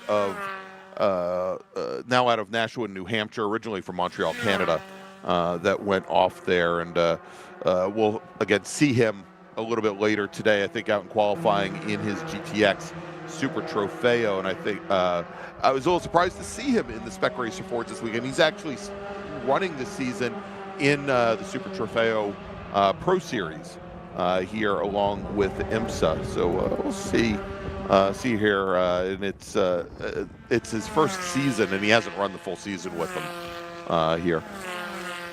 Oh, and it sounds like the Mike Fino in the 94 machine I didn't catch where that going was, around. but Yeah, I didn't hear where it was. It was the laces okay. of the boot. Yeah, so coming down the hill, going into turn 7, and it sounds like he is now back underway. It's another tricky corner there. It's not so much the exit that's going to bite you there; it's the entry. Okay, it's headed into the toe. 6 anyway is a tricky corner. You see all the black marks on the tire wall banding, the conveyor belt there to driver's right. Just very, very easy to carry too much speed. That might have a part of having the camera there was for obviously photographic reasons. But as we get a couple more machines getting very loose through there. But we wanted to have a nice view of that tire wall just in case over there. So a quick story there. Last year we showed up to Watkins Glen International. Producer at the time, Zach Johnson, had just found replay capability. We had just gotten him up to speed with handling replays with his production setup remotely up at his place. Right. And it was the very first camera that went up in the morning that he put replay on. I remember this. Wouldn't you now. know it, within about 2 minutes of putting replay on the camera, one of the production cars came in there with a little bit too much speed, bounced off the tire wall front and rear. Yeah, I remember it well. So exciting. I've never heard somebody so excited to watch a replay of an incident. Over and over and over again. All right, so one of the drivers that we'll probably want to watch, and I've noticed here, and his time is running down. We've got about 2.5 minutes, or a little bit under 3 minutes remaining, and I believe he's going to be one of the. It's actually this second blue car coming through here. That is David Dickerson, and he has been getting increasingly loose in that number 38 machine. He's out of South Jersey region, and good thing that he's an orthopedic surgeon, Brendan. Tie this one together, Greg. That's right at the Achilles. That's what I want to say. There we go. But that car has been getting increasingly loose. Good to see him out. I think it's been now about 11 months since he's been behind the wheel of that number 38 machine. I think he had an injury last year. So good to see that 38 car out. He is currently running 10th fastest here in the field. He's representing, I think it's the South Jersey region of the SCCA. He is out of Wall, New Jersey. I see him a lot, and actually I think the last time he was out, I saw him at a Mid-Atlantic Road Racing Series event at Lightning Raceway about a year ago. A little bit further down in the running order, outside of that top 5, which are all within a second of your provisional pole time. You look down towards William Hendrick, the number 101, 8th place at the moment. It's just over a tenth of a second back to Bruce Myers, then 57 thousandths to David Dickerson, 31 thousandths to Jeffrey Lehner, 87 thousandths back to Todd Vanacore, then 3/10 to McNish, and 33 thousandths back to Michael Perotti. Oh my gosh! And the whole rest of the timing sheet is like that. You got a couple tenths, then another group of cars that are thousands apart. Yeah, and what it is you're seeing cars that they're just maybe right on the very edges of the draft, Brendan, and they're just using just enough there to be able to pull forward a little bit on the cars ahead of them. It sounds like we might have another. I thought we might have something going up through the S's. Okay, they were race control was checking on some of the debris that's just past here, heading up towards turn 3. Matter of fact, look at this shot, Brendan. You can see all the little tire already boogers there out on the track Call surface. Them marbles, Greg. All right, marbles. No, I don't know. Not. Don't pick on me, man. Hey! There you go. We start to see that kind of build up already, and really it is turning out to be a very fast track today. As the checkered flag is coming out now, Brendan, to wrap up this session. Oh my gosh! And that was the number 7. That's Justin Clardy. Yes, it was. Fifth fastest on the session, and he's had some issues over there early so far. We looked like we had another car a little bit further back in the field there that may have done some checking up through the bus stop. And I'll tell you, right behind another one off. Right behind, yeah, that was one off. I was going to say right behind Clardy was James Goffrey. He's in that silver 68 with the dual stripes down the nose, and he also had to check up We're out something wide. mighty. I'll tell you what, I think everybody knows this is the last flyer that they're going to get for the session here. Everybody's pushing really, really hard. Little mistakes are leading to, big consequences because these guys are all right on the limit trying to get this last lap in. That number 7 in particular was a few degrees of slip angle away from ending up in a tire wall somewhere. And so here's really a story. fine margins. And here's a story, and it wasn't a question of checking up. We saw the red car pull over driver's right towards the exit of the bus stop there. That was Lee McNish. That was the same driver who pulled off early on the session. He's parked his car over by that corner station there. So whatever he had going on early on may have just reared its head again at the very end of the session. Being told he continued from up there at top of the hill. All right, so our last drivers now coming across the start-finish line here. Let's run down. Well, we just had it on the screen there, but the top 10. Russ Turner, who set his fastest lap on lap number 5, actually his 4th flying lap. He will go into tomorrow's sprint race as your pole sitter provisionally, with almost 4/10 on the rest of the field. Brendan, I am just in a class like this, a spec class like this, that just absolutely amazes me. Bobby Sack, 2nd fastest. Denny Stripling, 71 thousandths of a second off of Bobby Sack in 3rd. So the 2 teammates, Turner and Stripling, are going to start nose to tail on the inside of the front row, and the 2nd row, Morgan Burkhardt, will start right behind Bobby Sack in 4th. Justin Claugerty, assuming he gets his driver's suit cleaned between now and tomorrow morning, he will start 5th. James Goffrey, 6th. Colin Clark, William Hendricks, Bruce Myers, and David Dickerson rounding out the top 10 here today. All right, so Brendan, we have now 2 qualifying sessions remaining for this afternoon and for our broadcast today. We're going to wrap up qualifying tomorrow morning starting at 8 a.m. where we will have the final 3 sessions. Well, let's do this. Let's make a call to the grid for our next group. Attention in the paddock, attention in the paddock. Final call to the grid for race group 4. That's Super Touring Light, Super Touring Under, and SMX. Please head to the grid. Super Touring Light, Super Touring Under, and Spec MX5. Please head to the grid. Your qualifying session starting in just a few moments. All right, so let's thanks to our partners and sponsors that are bringing you our coverage here this weekend of the Hoosier Racing Tire SCCA Super Tour, and we'll be back in just a moment.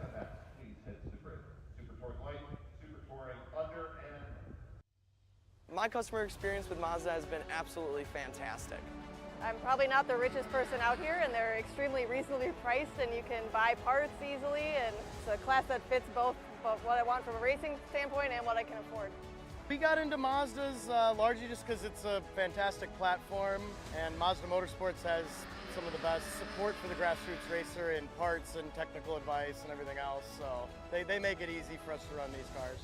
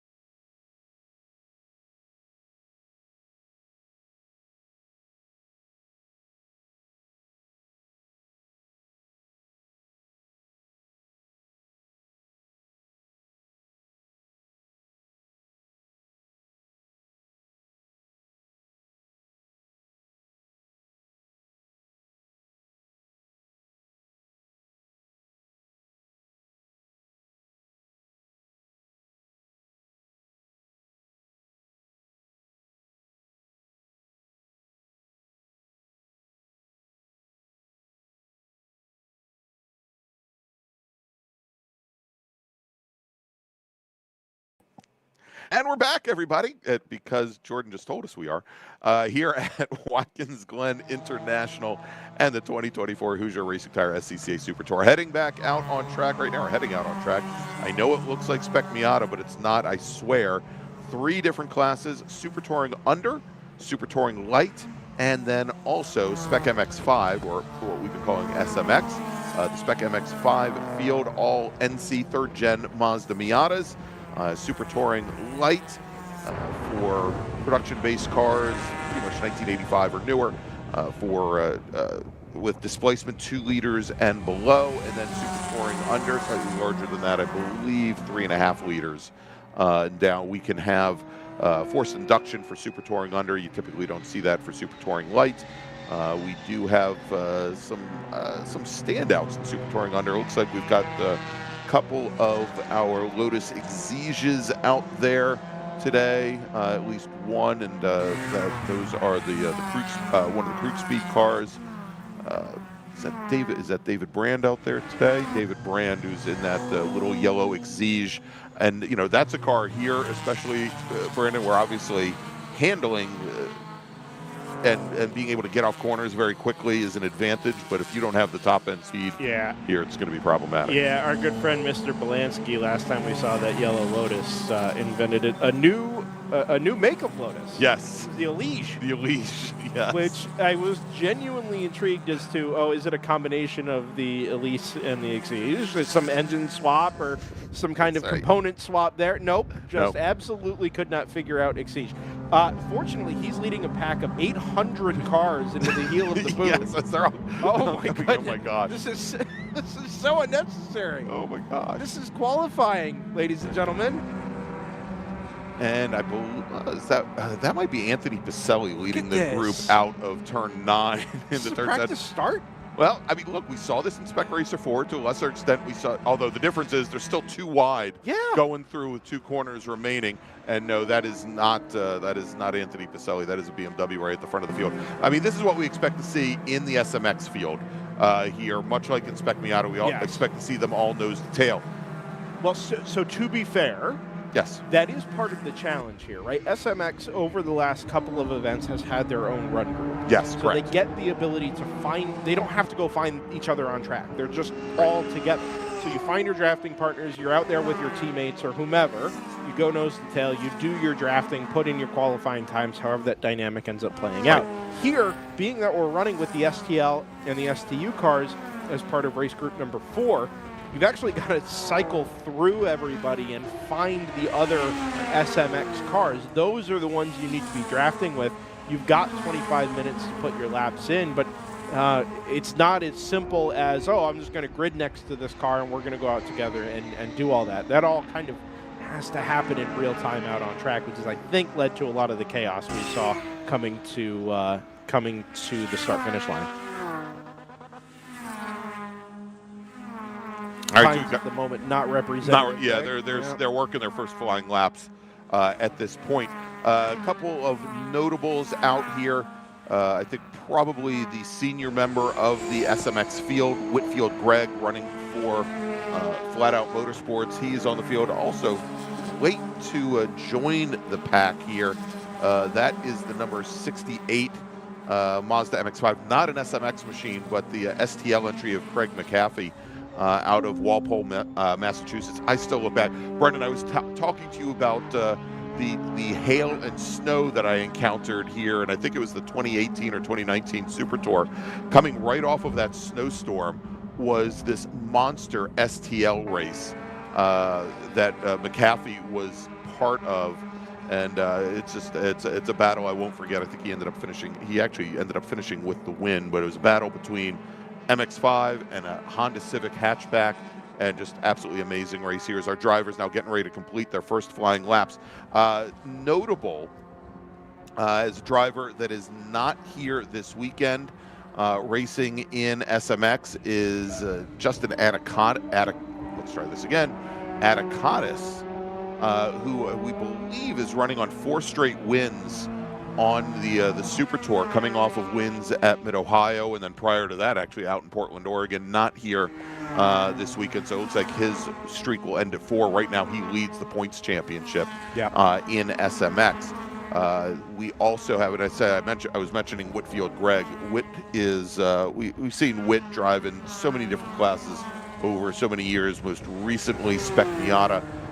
Whit is, he's only been racing for 20 years, but he started when he was 54. So late bloomer, and he's got a ton of race wins over the years in that darkish, it's like a black with a light blue roof NC Mazda Miata. And so we'll see here. We've got a couple folks that we saw in Spec Miata. David Chufo out here making the drive up from South Florida. We've got Jillian Fichter. She is out of Jupiter, Florida. We saw her at the opening rounds of the Super Tour, and she's been at a couple other events. She was at NOLA Motorsports Park, for example. And I think and she's here with her racing against her brother, Jason Fichter, by the way. But here is the one I'm going to be looking for this weekend, and this is Michael Tinnis. Tinnis, who had a win at, I believe it's Sebring to open up the season up. The last time we saw Michael Tinnis was at Virginia International Raceway, where he had a pretty catastrophic loss of motive power up at the top of the roller coaster. I think he was running 5th at the time. Was having a very good weekend. Yeah, that issue wasn't the loss of power. It was more the loss of oil. Fluid. Yes. Yeah. That affected everybody behind him. Yes. Technically, what you say is correct. However, the fine details there were what mattered. We did see kind of a mess there at the end. That was Sunday, wasn't it? It was the Sunday, and it was the last race of the day, as a matter of fact. So Tinnis has a new motor, and he is from East Meadow, New York, or around New York City. So obviously coming up here, now moving up to 7th fastest in the session with a brand new motor in the car. For the moment, our provisional pole sitter in SMX, Rafe Abdullali, who also driving for Flat Out Motorsports. We saw him out at Portland, and we've seen him do a number of other races. I think he was at Mid-Ohio recently.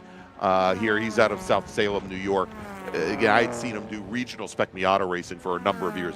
Very, very quick driver. Camden Gruber out of Winchester, Virginia. Again, watched Cam run quite a bit in the Mid-Atlantic Road Racing Series. Also was, I believe, a recent DC Region Rookie of the Year. 2nd fastest currently, and Noah Harmon out of Orlando, Florida, 3rd fastest. And Harmon has some wins here in SMX this season as well on the Super Tour. One of the fun things to watch over the course of this inaugural Spec MX5 Challenge Championship season has been the ability of the drivers to race confidently around each other. You know, everybody showed up to Sebring. Not everyone was green, right? You have there was some carryover from last year's races, right? And obviously the national championship event during the course of the runoffs weekend last year, but. It looked very tentative. These races felt very tentative, and in some cases were a little bit messy. And as the season has worn on, we got to Mid-Ohio last week and had a long stoppage of the race to clean up some oil. Right. Got that cleaned up, ended up doing a green-white checkered, and I think everybody kind of had this feeling like, hey, this might actually be kind of a mess. Is this the best idea going back to green? As it turned out, it was 2 laps of phenomenal racing. It was clean, it was fair, nobody was out shoving anybody off track. The passes that were set up were all, completely above board. Okay. And I think watching these drivers, in many cases young drivers, be able to race aggressively but fairly and cleanly around each other is exactly what the whole point of the class is. Right. And it's been really, really cool to watch that development over the course of the season. Shifting gears a little bit down into STU, Darren Treacle sets the provisional pole time on their 4th lap. David Brand in that Lotus Exige had been on the pole. That's right. I wonder if that lack of top-end speed we were talking about maybe just coming to bite that car a little bit. 0.06 of a second is the difference between and the fact Brand. that he also, doesn't have a drafting partner. Yeah. I mean, this isn't Spec Miata in STU or STL, but having the draft will still garner you at least a couple hundredths of a second. Yes, But the problem is that Exige is making its speed in such a different way to everybody else around it. You're going to lose that draft headed down the straight, and then barrel into a braking zone and brake 200 feet later than everybody. Well, I was going to say, and if you're able to use the draft and pull somebody down the straight, you are likely going to end up having to check up coming out of some of these corners, like the bus stop in particular comes to mind here. You could end up a second and a half behind somebody between the exit of turn 1 and the entry to the bus stop and gain all of that time back by the time you get to the Achilles. And when you get to the Achilles, now all of a sudden you're being balked by the car that you were following because you can carry 5-8 more miles an hour more apex speed through the slower corners. Indeed. So one of the groups I'm watching right now, coming through the chute here, going down into turn 7, that little red Honda CRX, that is Deacon Greenfield in the number 32 machine. This is his first time here at Watkins Glen, 19 years old. He was actually the co-rookie of the year from the Washington, D.C. region with Morgan Burkhardt 2 years ago. They both won the title there. He has been working with Chris Childs over the last year with Childs' shop, helping to do some tuning on that car and development with that Honda CRX. And right now, Greenfield is only a couple tenths off of Chris Childs' Mazda Miata. They are now running second and third fastest in STL as Craig McAfee has just now jumped to the top of the leaderboard in that red number 68 MX-5 that we were talking about earlier. And he's got a heck of an advantage, over 2 seconds right now on the NB Mazda of Chris Childs. Interesting, the pole time in SMX is basically identical to the pole time we've got down in STL. 2:11.188, 2:11.426. I have that backwards. The SMX pole is the 11.4. Those are all very close, but typically we'll see a little bit of double dipping with those SMX cars running in STL.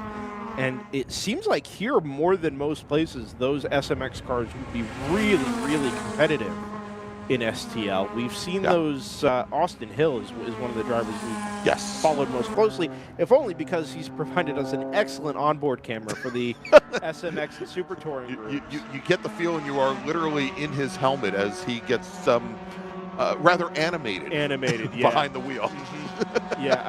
So you're not between the ears, but you're certainly looking right at him. Yes. As we've seen some really exciting stuff out of Austin, but it's generally happened 5th, 6th, 7th, somewhere in the front row. Right, yeah. It was incredibly strong here. Yeah. And what we've been seeing over many of the events on the Super Tours, because STL and SMX have been in different run groups, a lot of, and you know, as we were talking about how a lot of these SMX drivers, Brennan, have progressed over the season, since a lot of these racers have been able to run two sets of races and qualifying sessions and practice sessions that the SMX drivers have also been racing in STL.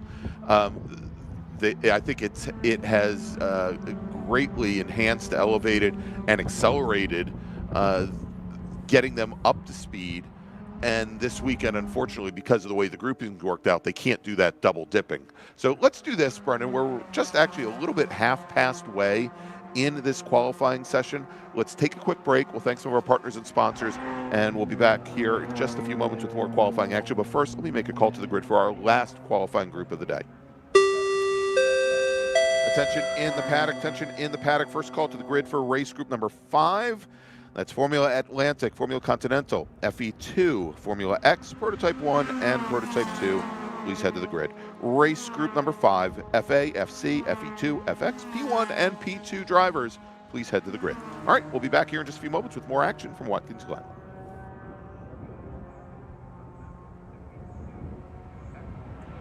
Hoosier Racing Tire is proud to be the presenting sponsor of SCCA Super Tour. Hoosier's mission is to be the dominant customer-driven provider of tires to race teams domestically and internationally. At Hoosier, we know that our success is dependent on how well we meet our customers' expectations by providing the safest, most reliable, high-quality race tires that put you in the winner's circle. For more information, see our trackside support personnel or the local Hoosier Racing Tire dealer near you, or contact us at HoosierTire.com.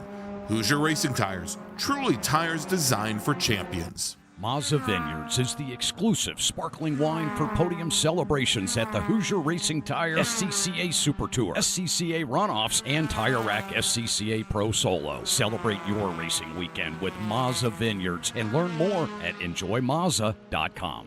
Tire Rack was established over 40 years ago by an SCCA member with a passion to find the right tires, wheels, and now brakes and suspension products for racers and enthusiasts on both street and track.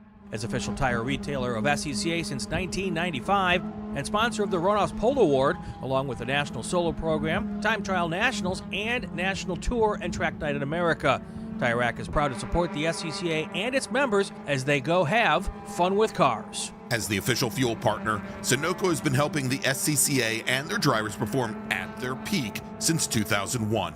Mile after mile, race after race, Sunoco has trusted the fuel over 50 racing bodies, including the SCCA, SCCA Pro Racing, Trans Am, NHRA, and NASCAR. As the largest manufacturer of race fuels, they're passionate about helping drivers and teams take the lead.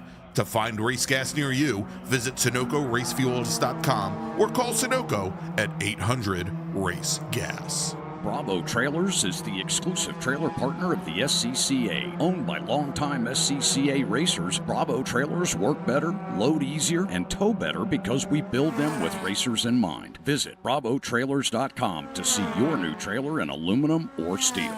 If you like what you see today, become part of the action by joining the Sports Car Club of America. Whether you want to drive, flag, organize, officiate, have fun with cars, or meet 65,000 enthusiast friends, SCCA offers plenty to feed your motorsports obsession. Ask someone trackside about how to get involved or visit SCCA.com for more information.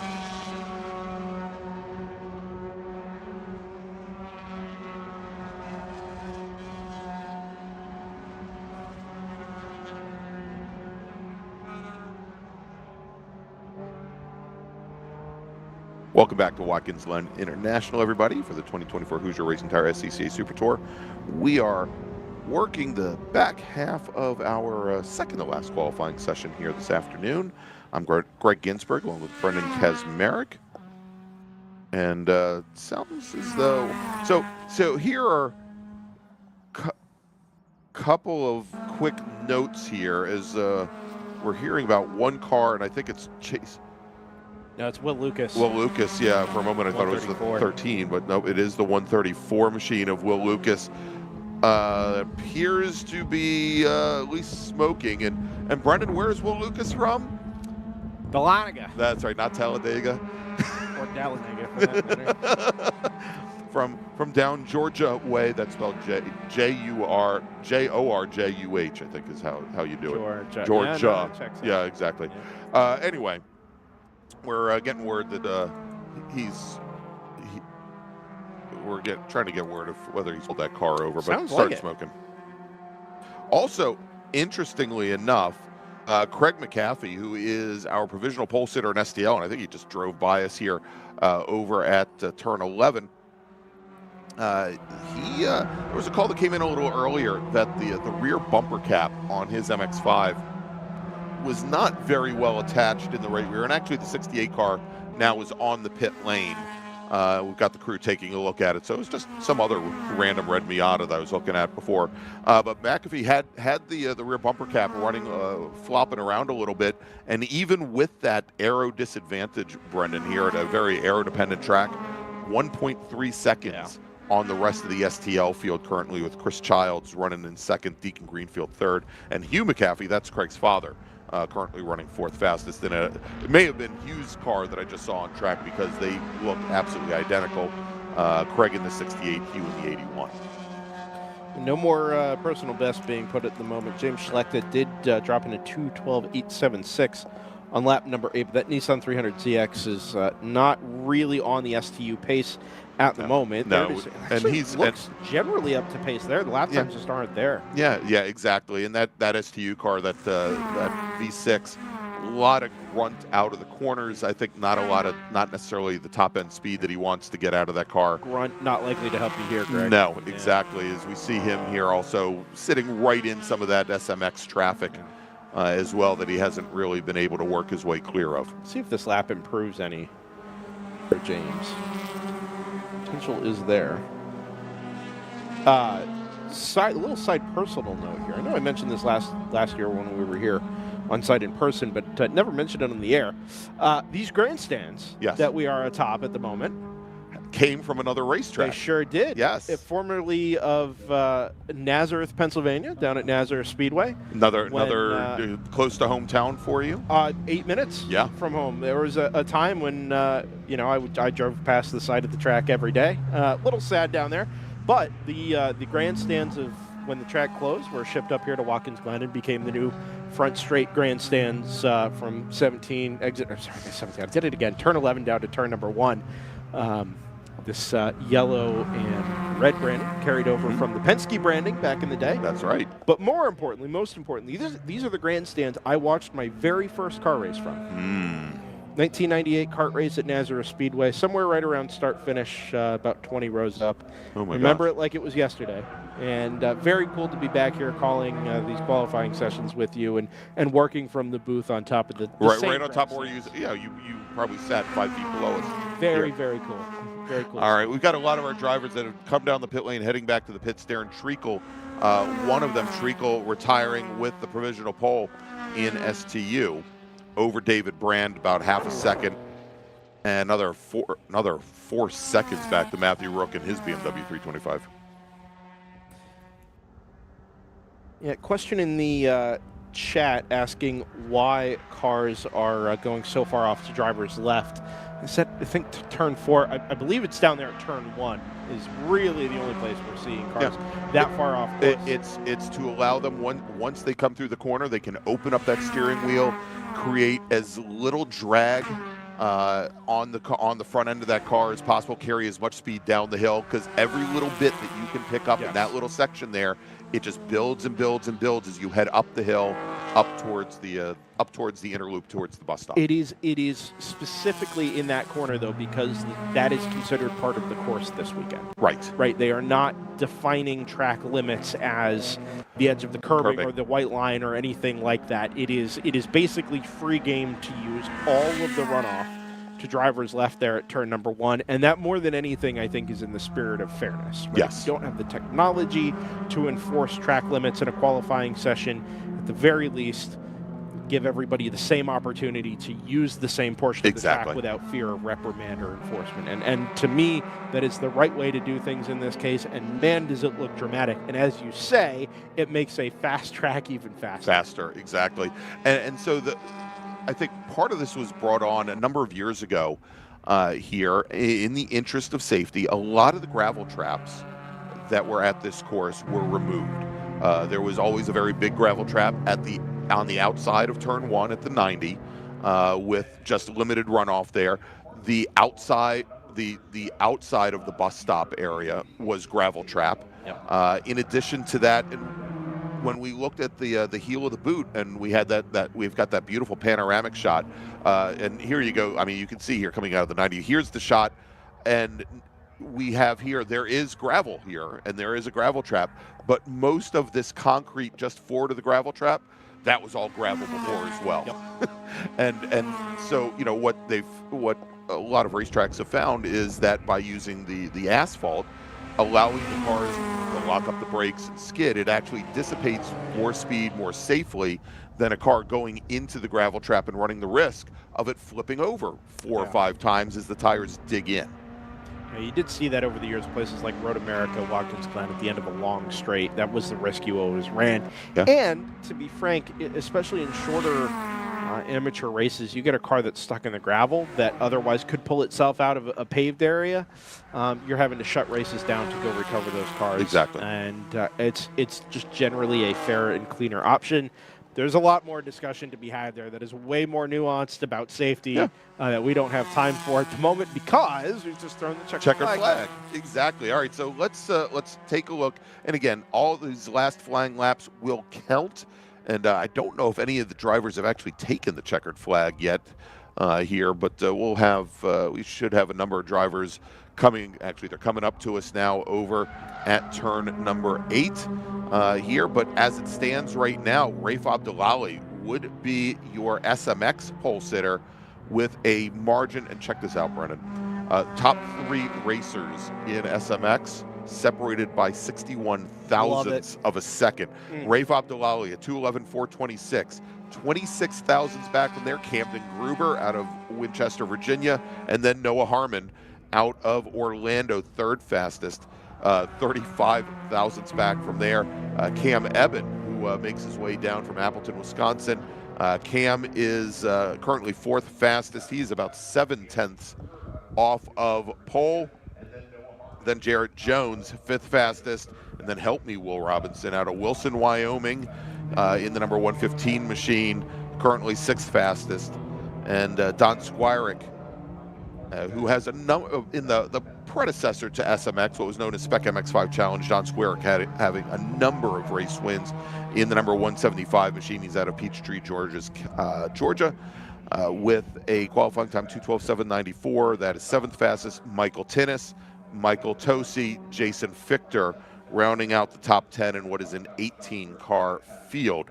If we move over to STU, and he was our fastest driver of all in the session here. Darren Treacle in the number 70 BMW 325. He's out of Marshall, Virginia. David Brand in his Exige out of Syosset, New York.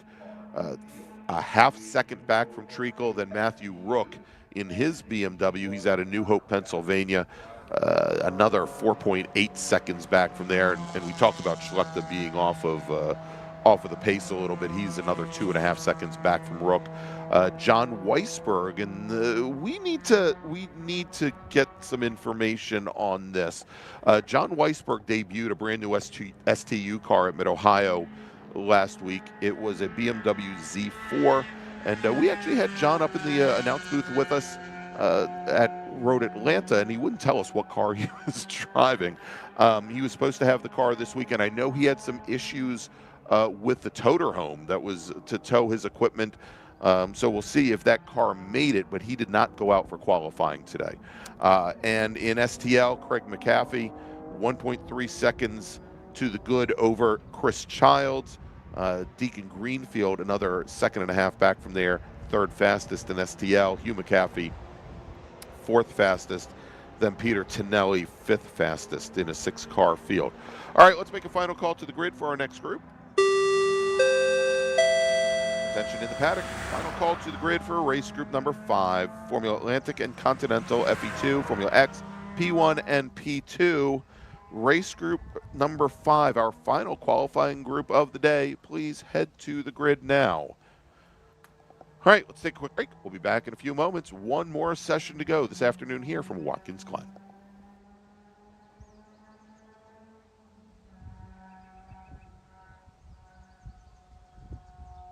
For over 25 years, championship-winning drivers and teams have demanded Hawk Performance Motorsports brake pads. Now you can have their advanced technology on your daily car, truck, or SUV with Hawk Performance Street products.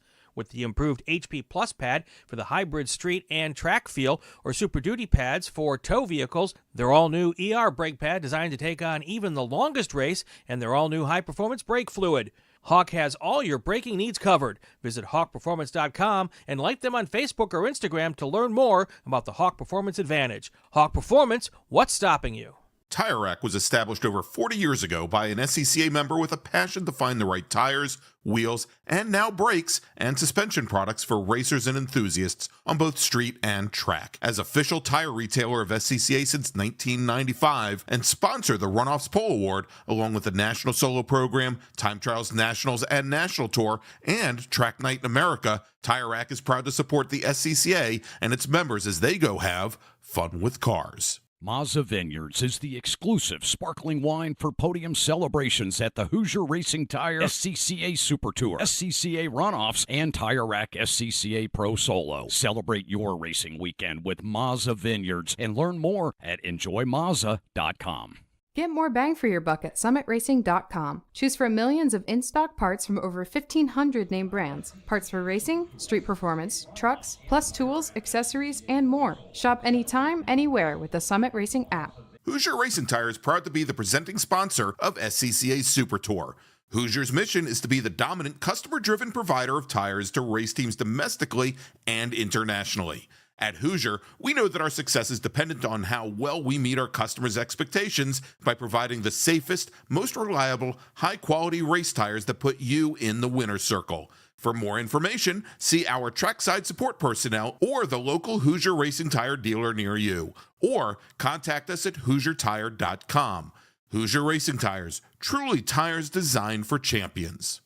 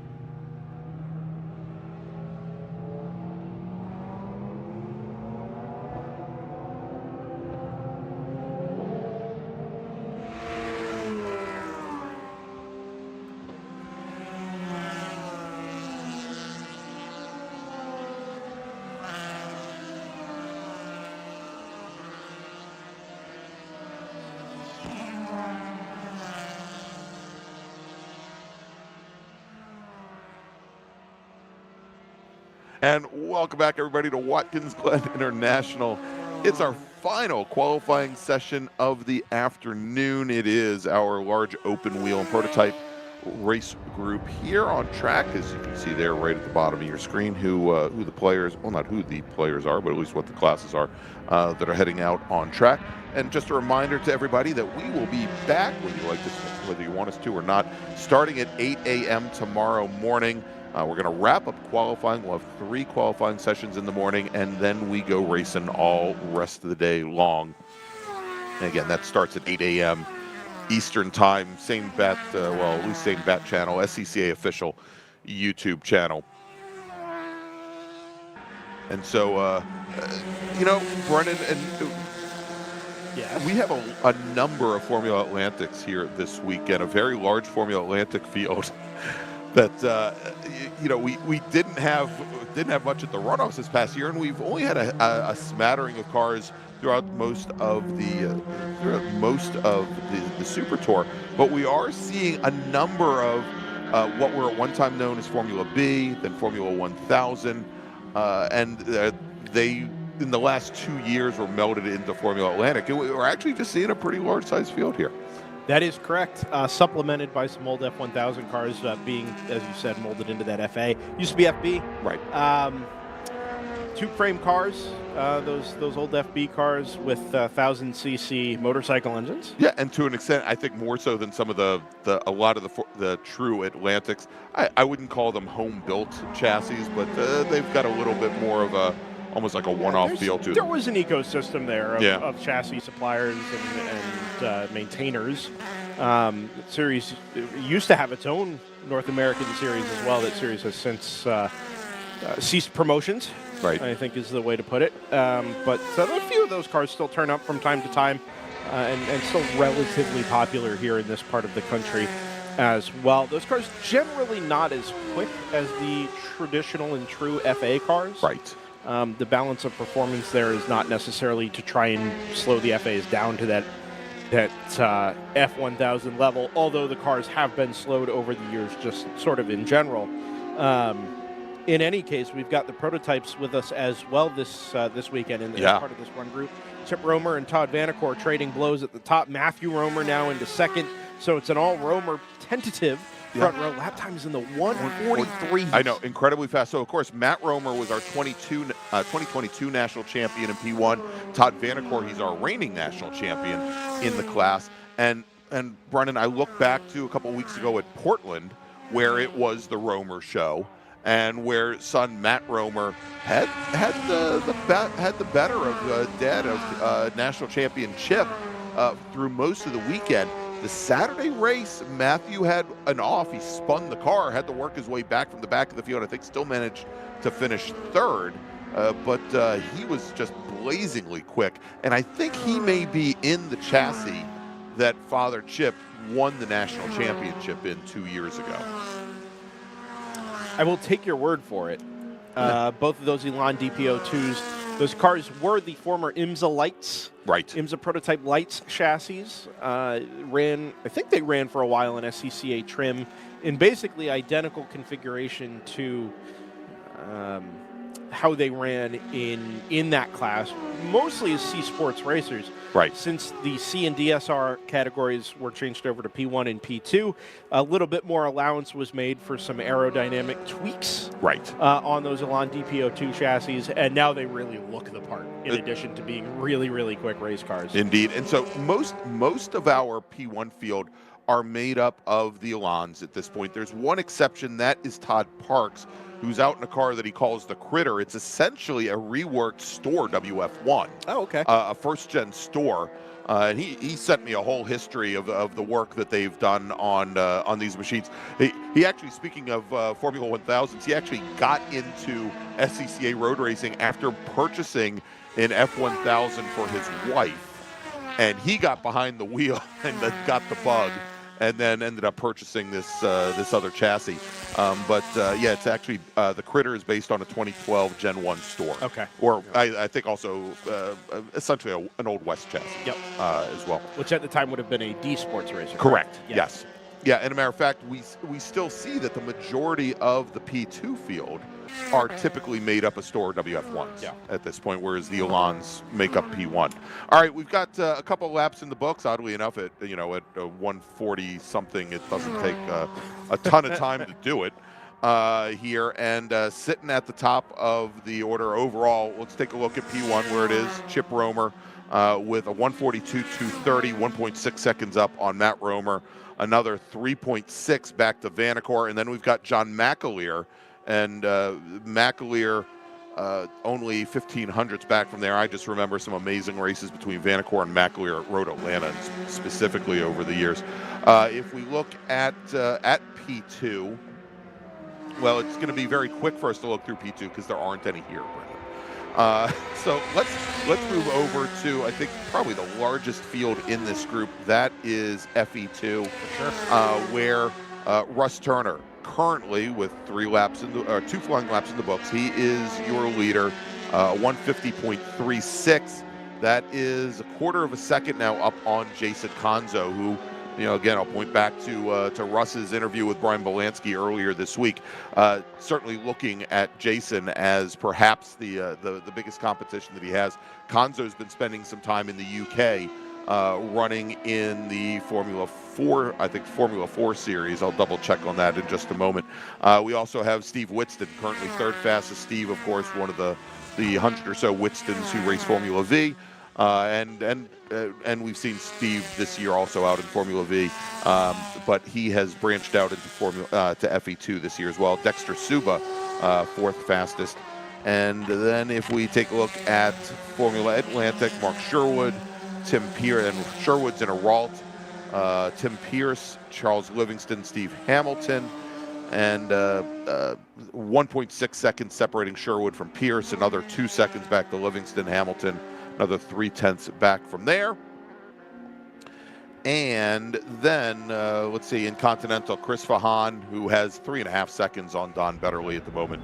And Bill Hoops, in his Van Diemen, only 0.3 seconds back from there. But so far, Fahan's got the measure of the rest of the field here.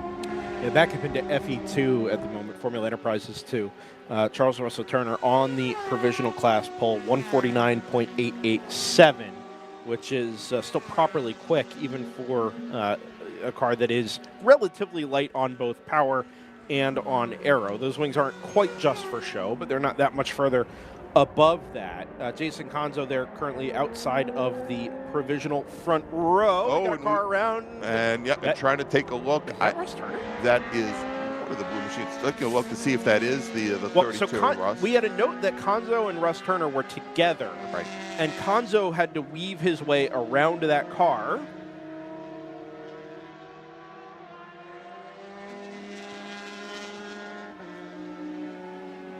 I'm waiting on the number from the corner network. Marshall didn't have the number there. And that was Russ Turner. That was Russ Turner in the 32 machine. Yeah. You don't see that very often. No, not at all. I'll tell you what, Greg, we've talked a couple of times this weekend about how aggressive you can be over some of these curbs, especially given that the track limits aren't being enforced. This is the one run group where you do not have that type of flexibility. These cars ride so low and they're so stiffly sprung that it's very, very easy to push too hard and have the car bottom out over some of those curbs. And once you do bottom out, obviously the wheels aren't touching the ground anymore, and you end up in a position where the car can rotate in any number of directions. And I just wonder if on another attempted improvement lap there for Russ Turner, if maybe that's where, if that's what happened up there in the middle of the inner loop. This car's, again, a little bit light on downforce. You could still be 90-plus miles an hour at the two left-hand apexes of the inner loop. But you're still changing directions very, very quickly. Easy for the car to whip around on you. And interestingly enough, Brendan, I'm taking a look at a few of the drivers out there, and there's at least one Atlantic driver that you can still, after a number of laps down, you can clearly see that they've still got the stickers on the tires that they haven't burned off and melted off yet. It's actually the car that's at the head of this pack here.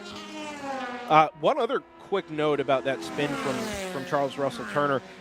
with him having worked together with Jason Conzo, that takes away Jason Conzo's drafting partner. Yeah, it does. And being the two quickest FE2 cars on track, I assume that there would have been some type of cooperation there. Yeah. Where, okay, I'm going to lead, you can lead, we'll get these quick laps in, and we'll settle ourselves at the front. Anybody else Conzo's going to work with, other than, maybe Dexter Chuba, but there's a second and a half there. Anybody else actually going to hold Conzo up? Right. And now he's got to find a different way to go get that 1/3 of a second that he's behind Russ Turner, or have to settle for the outside of the front row. Yeah, and it looked like as Russ Turner rejoined, he was also caught up in some slower traffic, because we've got something going on at the bus stop. 5 again. Pick that up. I was trying to get the number on the FC cover there. or maybe one of the F1000s. Looks like one wide enough that I think it's one of the F1000s, one of the Atlantics. Yeah, skinny tires, skinny front tires. Maybe tends to indicate FC. Continental, but again, unknown number at this point. Yeah, and unfortunately, we just can't get the number on it. As soon as if we get some info on that, we will let you know.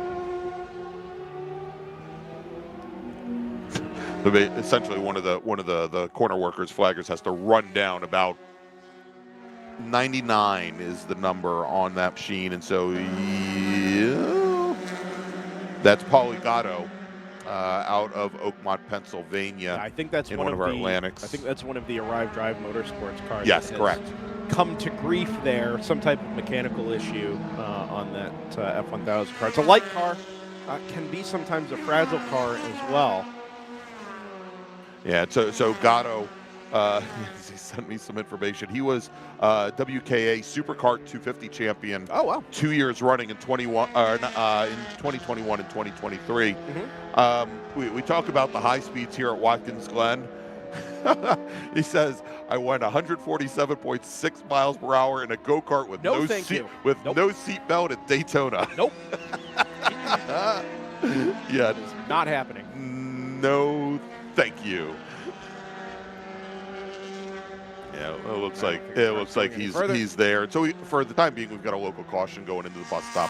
Sounds like probably they're going to give the drivers another lap to see what's going on over there, and then drop the local caution. Decent little scrap here at the front of the FC field as well. Chris Fawn, Don Betterly within half a second of each other. Don Betterly out of MacLeod, Pennsylvania. Yeah. Spend some time there. Well, so Brendan, we'll have to see what happens now. Just got a word call in from station 3. So just heading up the hill through the S's. The driver reported hearing a loud bang. And then corner worker heard the bang. Yes, the corner worker heard the bang, and then a car pulled off, but it's so far up the hill from him, he also wasn't able to get any information. So is that the car at 5 that he heard the bang? It's quite possible. Yeah, it is. Although it's a heck of a long way past station 3, so we'll see. Well, here. if the bang happened there doing a $130 or so, it's going to come to grief roughly up there at turn 5.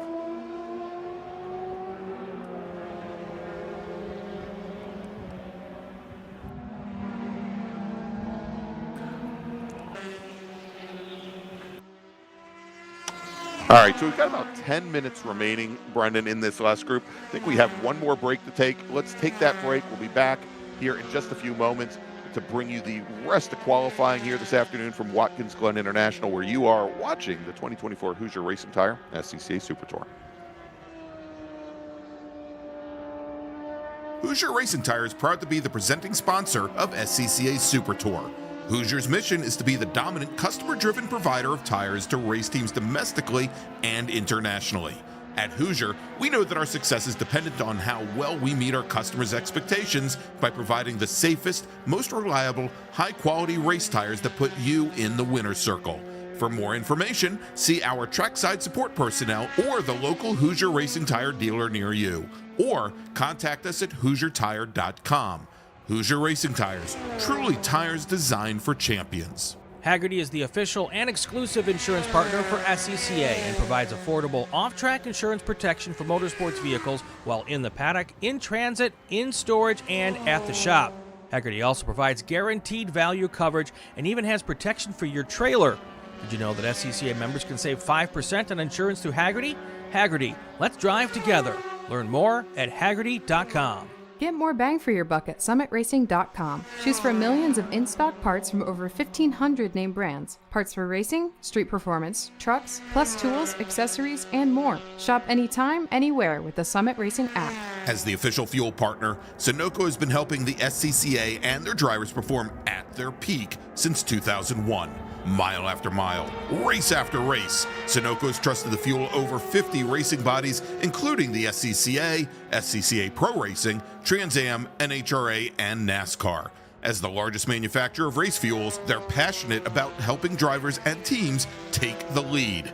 To find race gas near you, visit SunocoRacefuels.com or call Sunoco at 800-RACE-GAS. For over 25 years, championship-winning drivers and teams have demanded Hawk Performance Motorsports brake pads. Now you can have their advanced technology on your daily car, truck, or SUV with Hawk Performance Street products.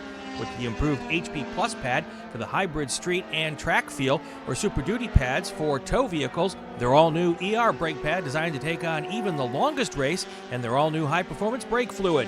Hawk has all your braking needs covered. Visit HawkPerformance.com and like them on Facebook or Instagram to learn more about the Hawk Performance Advantage. Hawk Performance, what's stopping you? If you like what you see today, become part of the action by joining the Sports Car Club of America. Whether you want to drive, flag, organize, officiate, have fun with cars, or meet 65,000 enthusiast friends, SCCA has plenty to feed your motorsport obsession. Ask someone trackside how to get involved or visit scca.com for more information.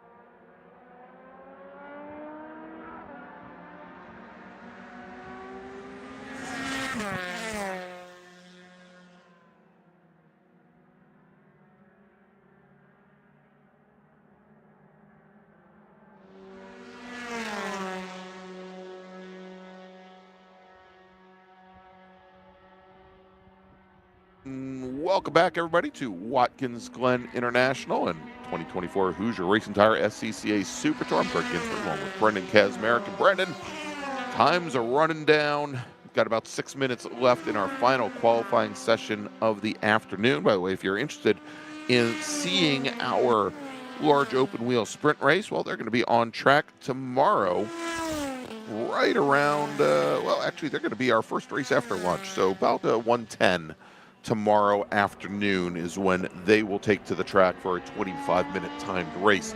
As we take a look here, we haven't checked in recently in Prototype 1. The last time we did, Chip Romer was your provisional pole sitter. Well, Matthew Romer, who I said had that great outing at Portland, now is your provisional pole sitter, and he is your fastest driver on track at the moment with a time. Well, just as I say that, I was going to say that Matt Romer was about a second and a half up on Dad. Well, look at the time. Look at the lap that Chip Romer just threw down. A 140.172. That's underneath the track record here. Of course, in SCCA road racing, no such thing as a qualifying record. The records only get set in races. But Romer now 1.5 seconds up on Matthew Romer. And more importantly here, John MacLeod, third fastest, as he just set his personal best. MacLeod 3 seconds off the provisional pole. Todd Vanacore, reigning national champion, 3.1 seconds off the pole. A little surprised to see Vanacore not up closer to the Romers. Yeah. On the front row at the moment. That time from Chip Romer is really oh my gosh, yeah. That's a second and a half clear of Matthew. It's 4/10 under the existing race lap record. We'll see if that can be duplicated. It's supposed to be a little warmer over the weekend, so we'll see how that plays out.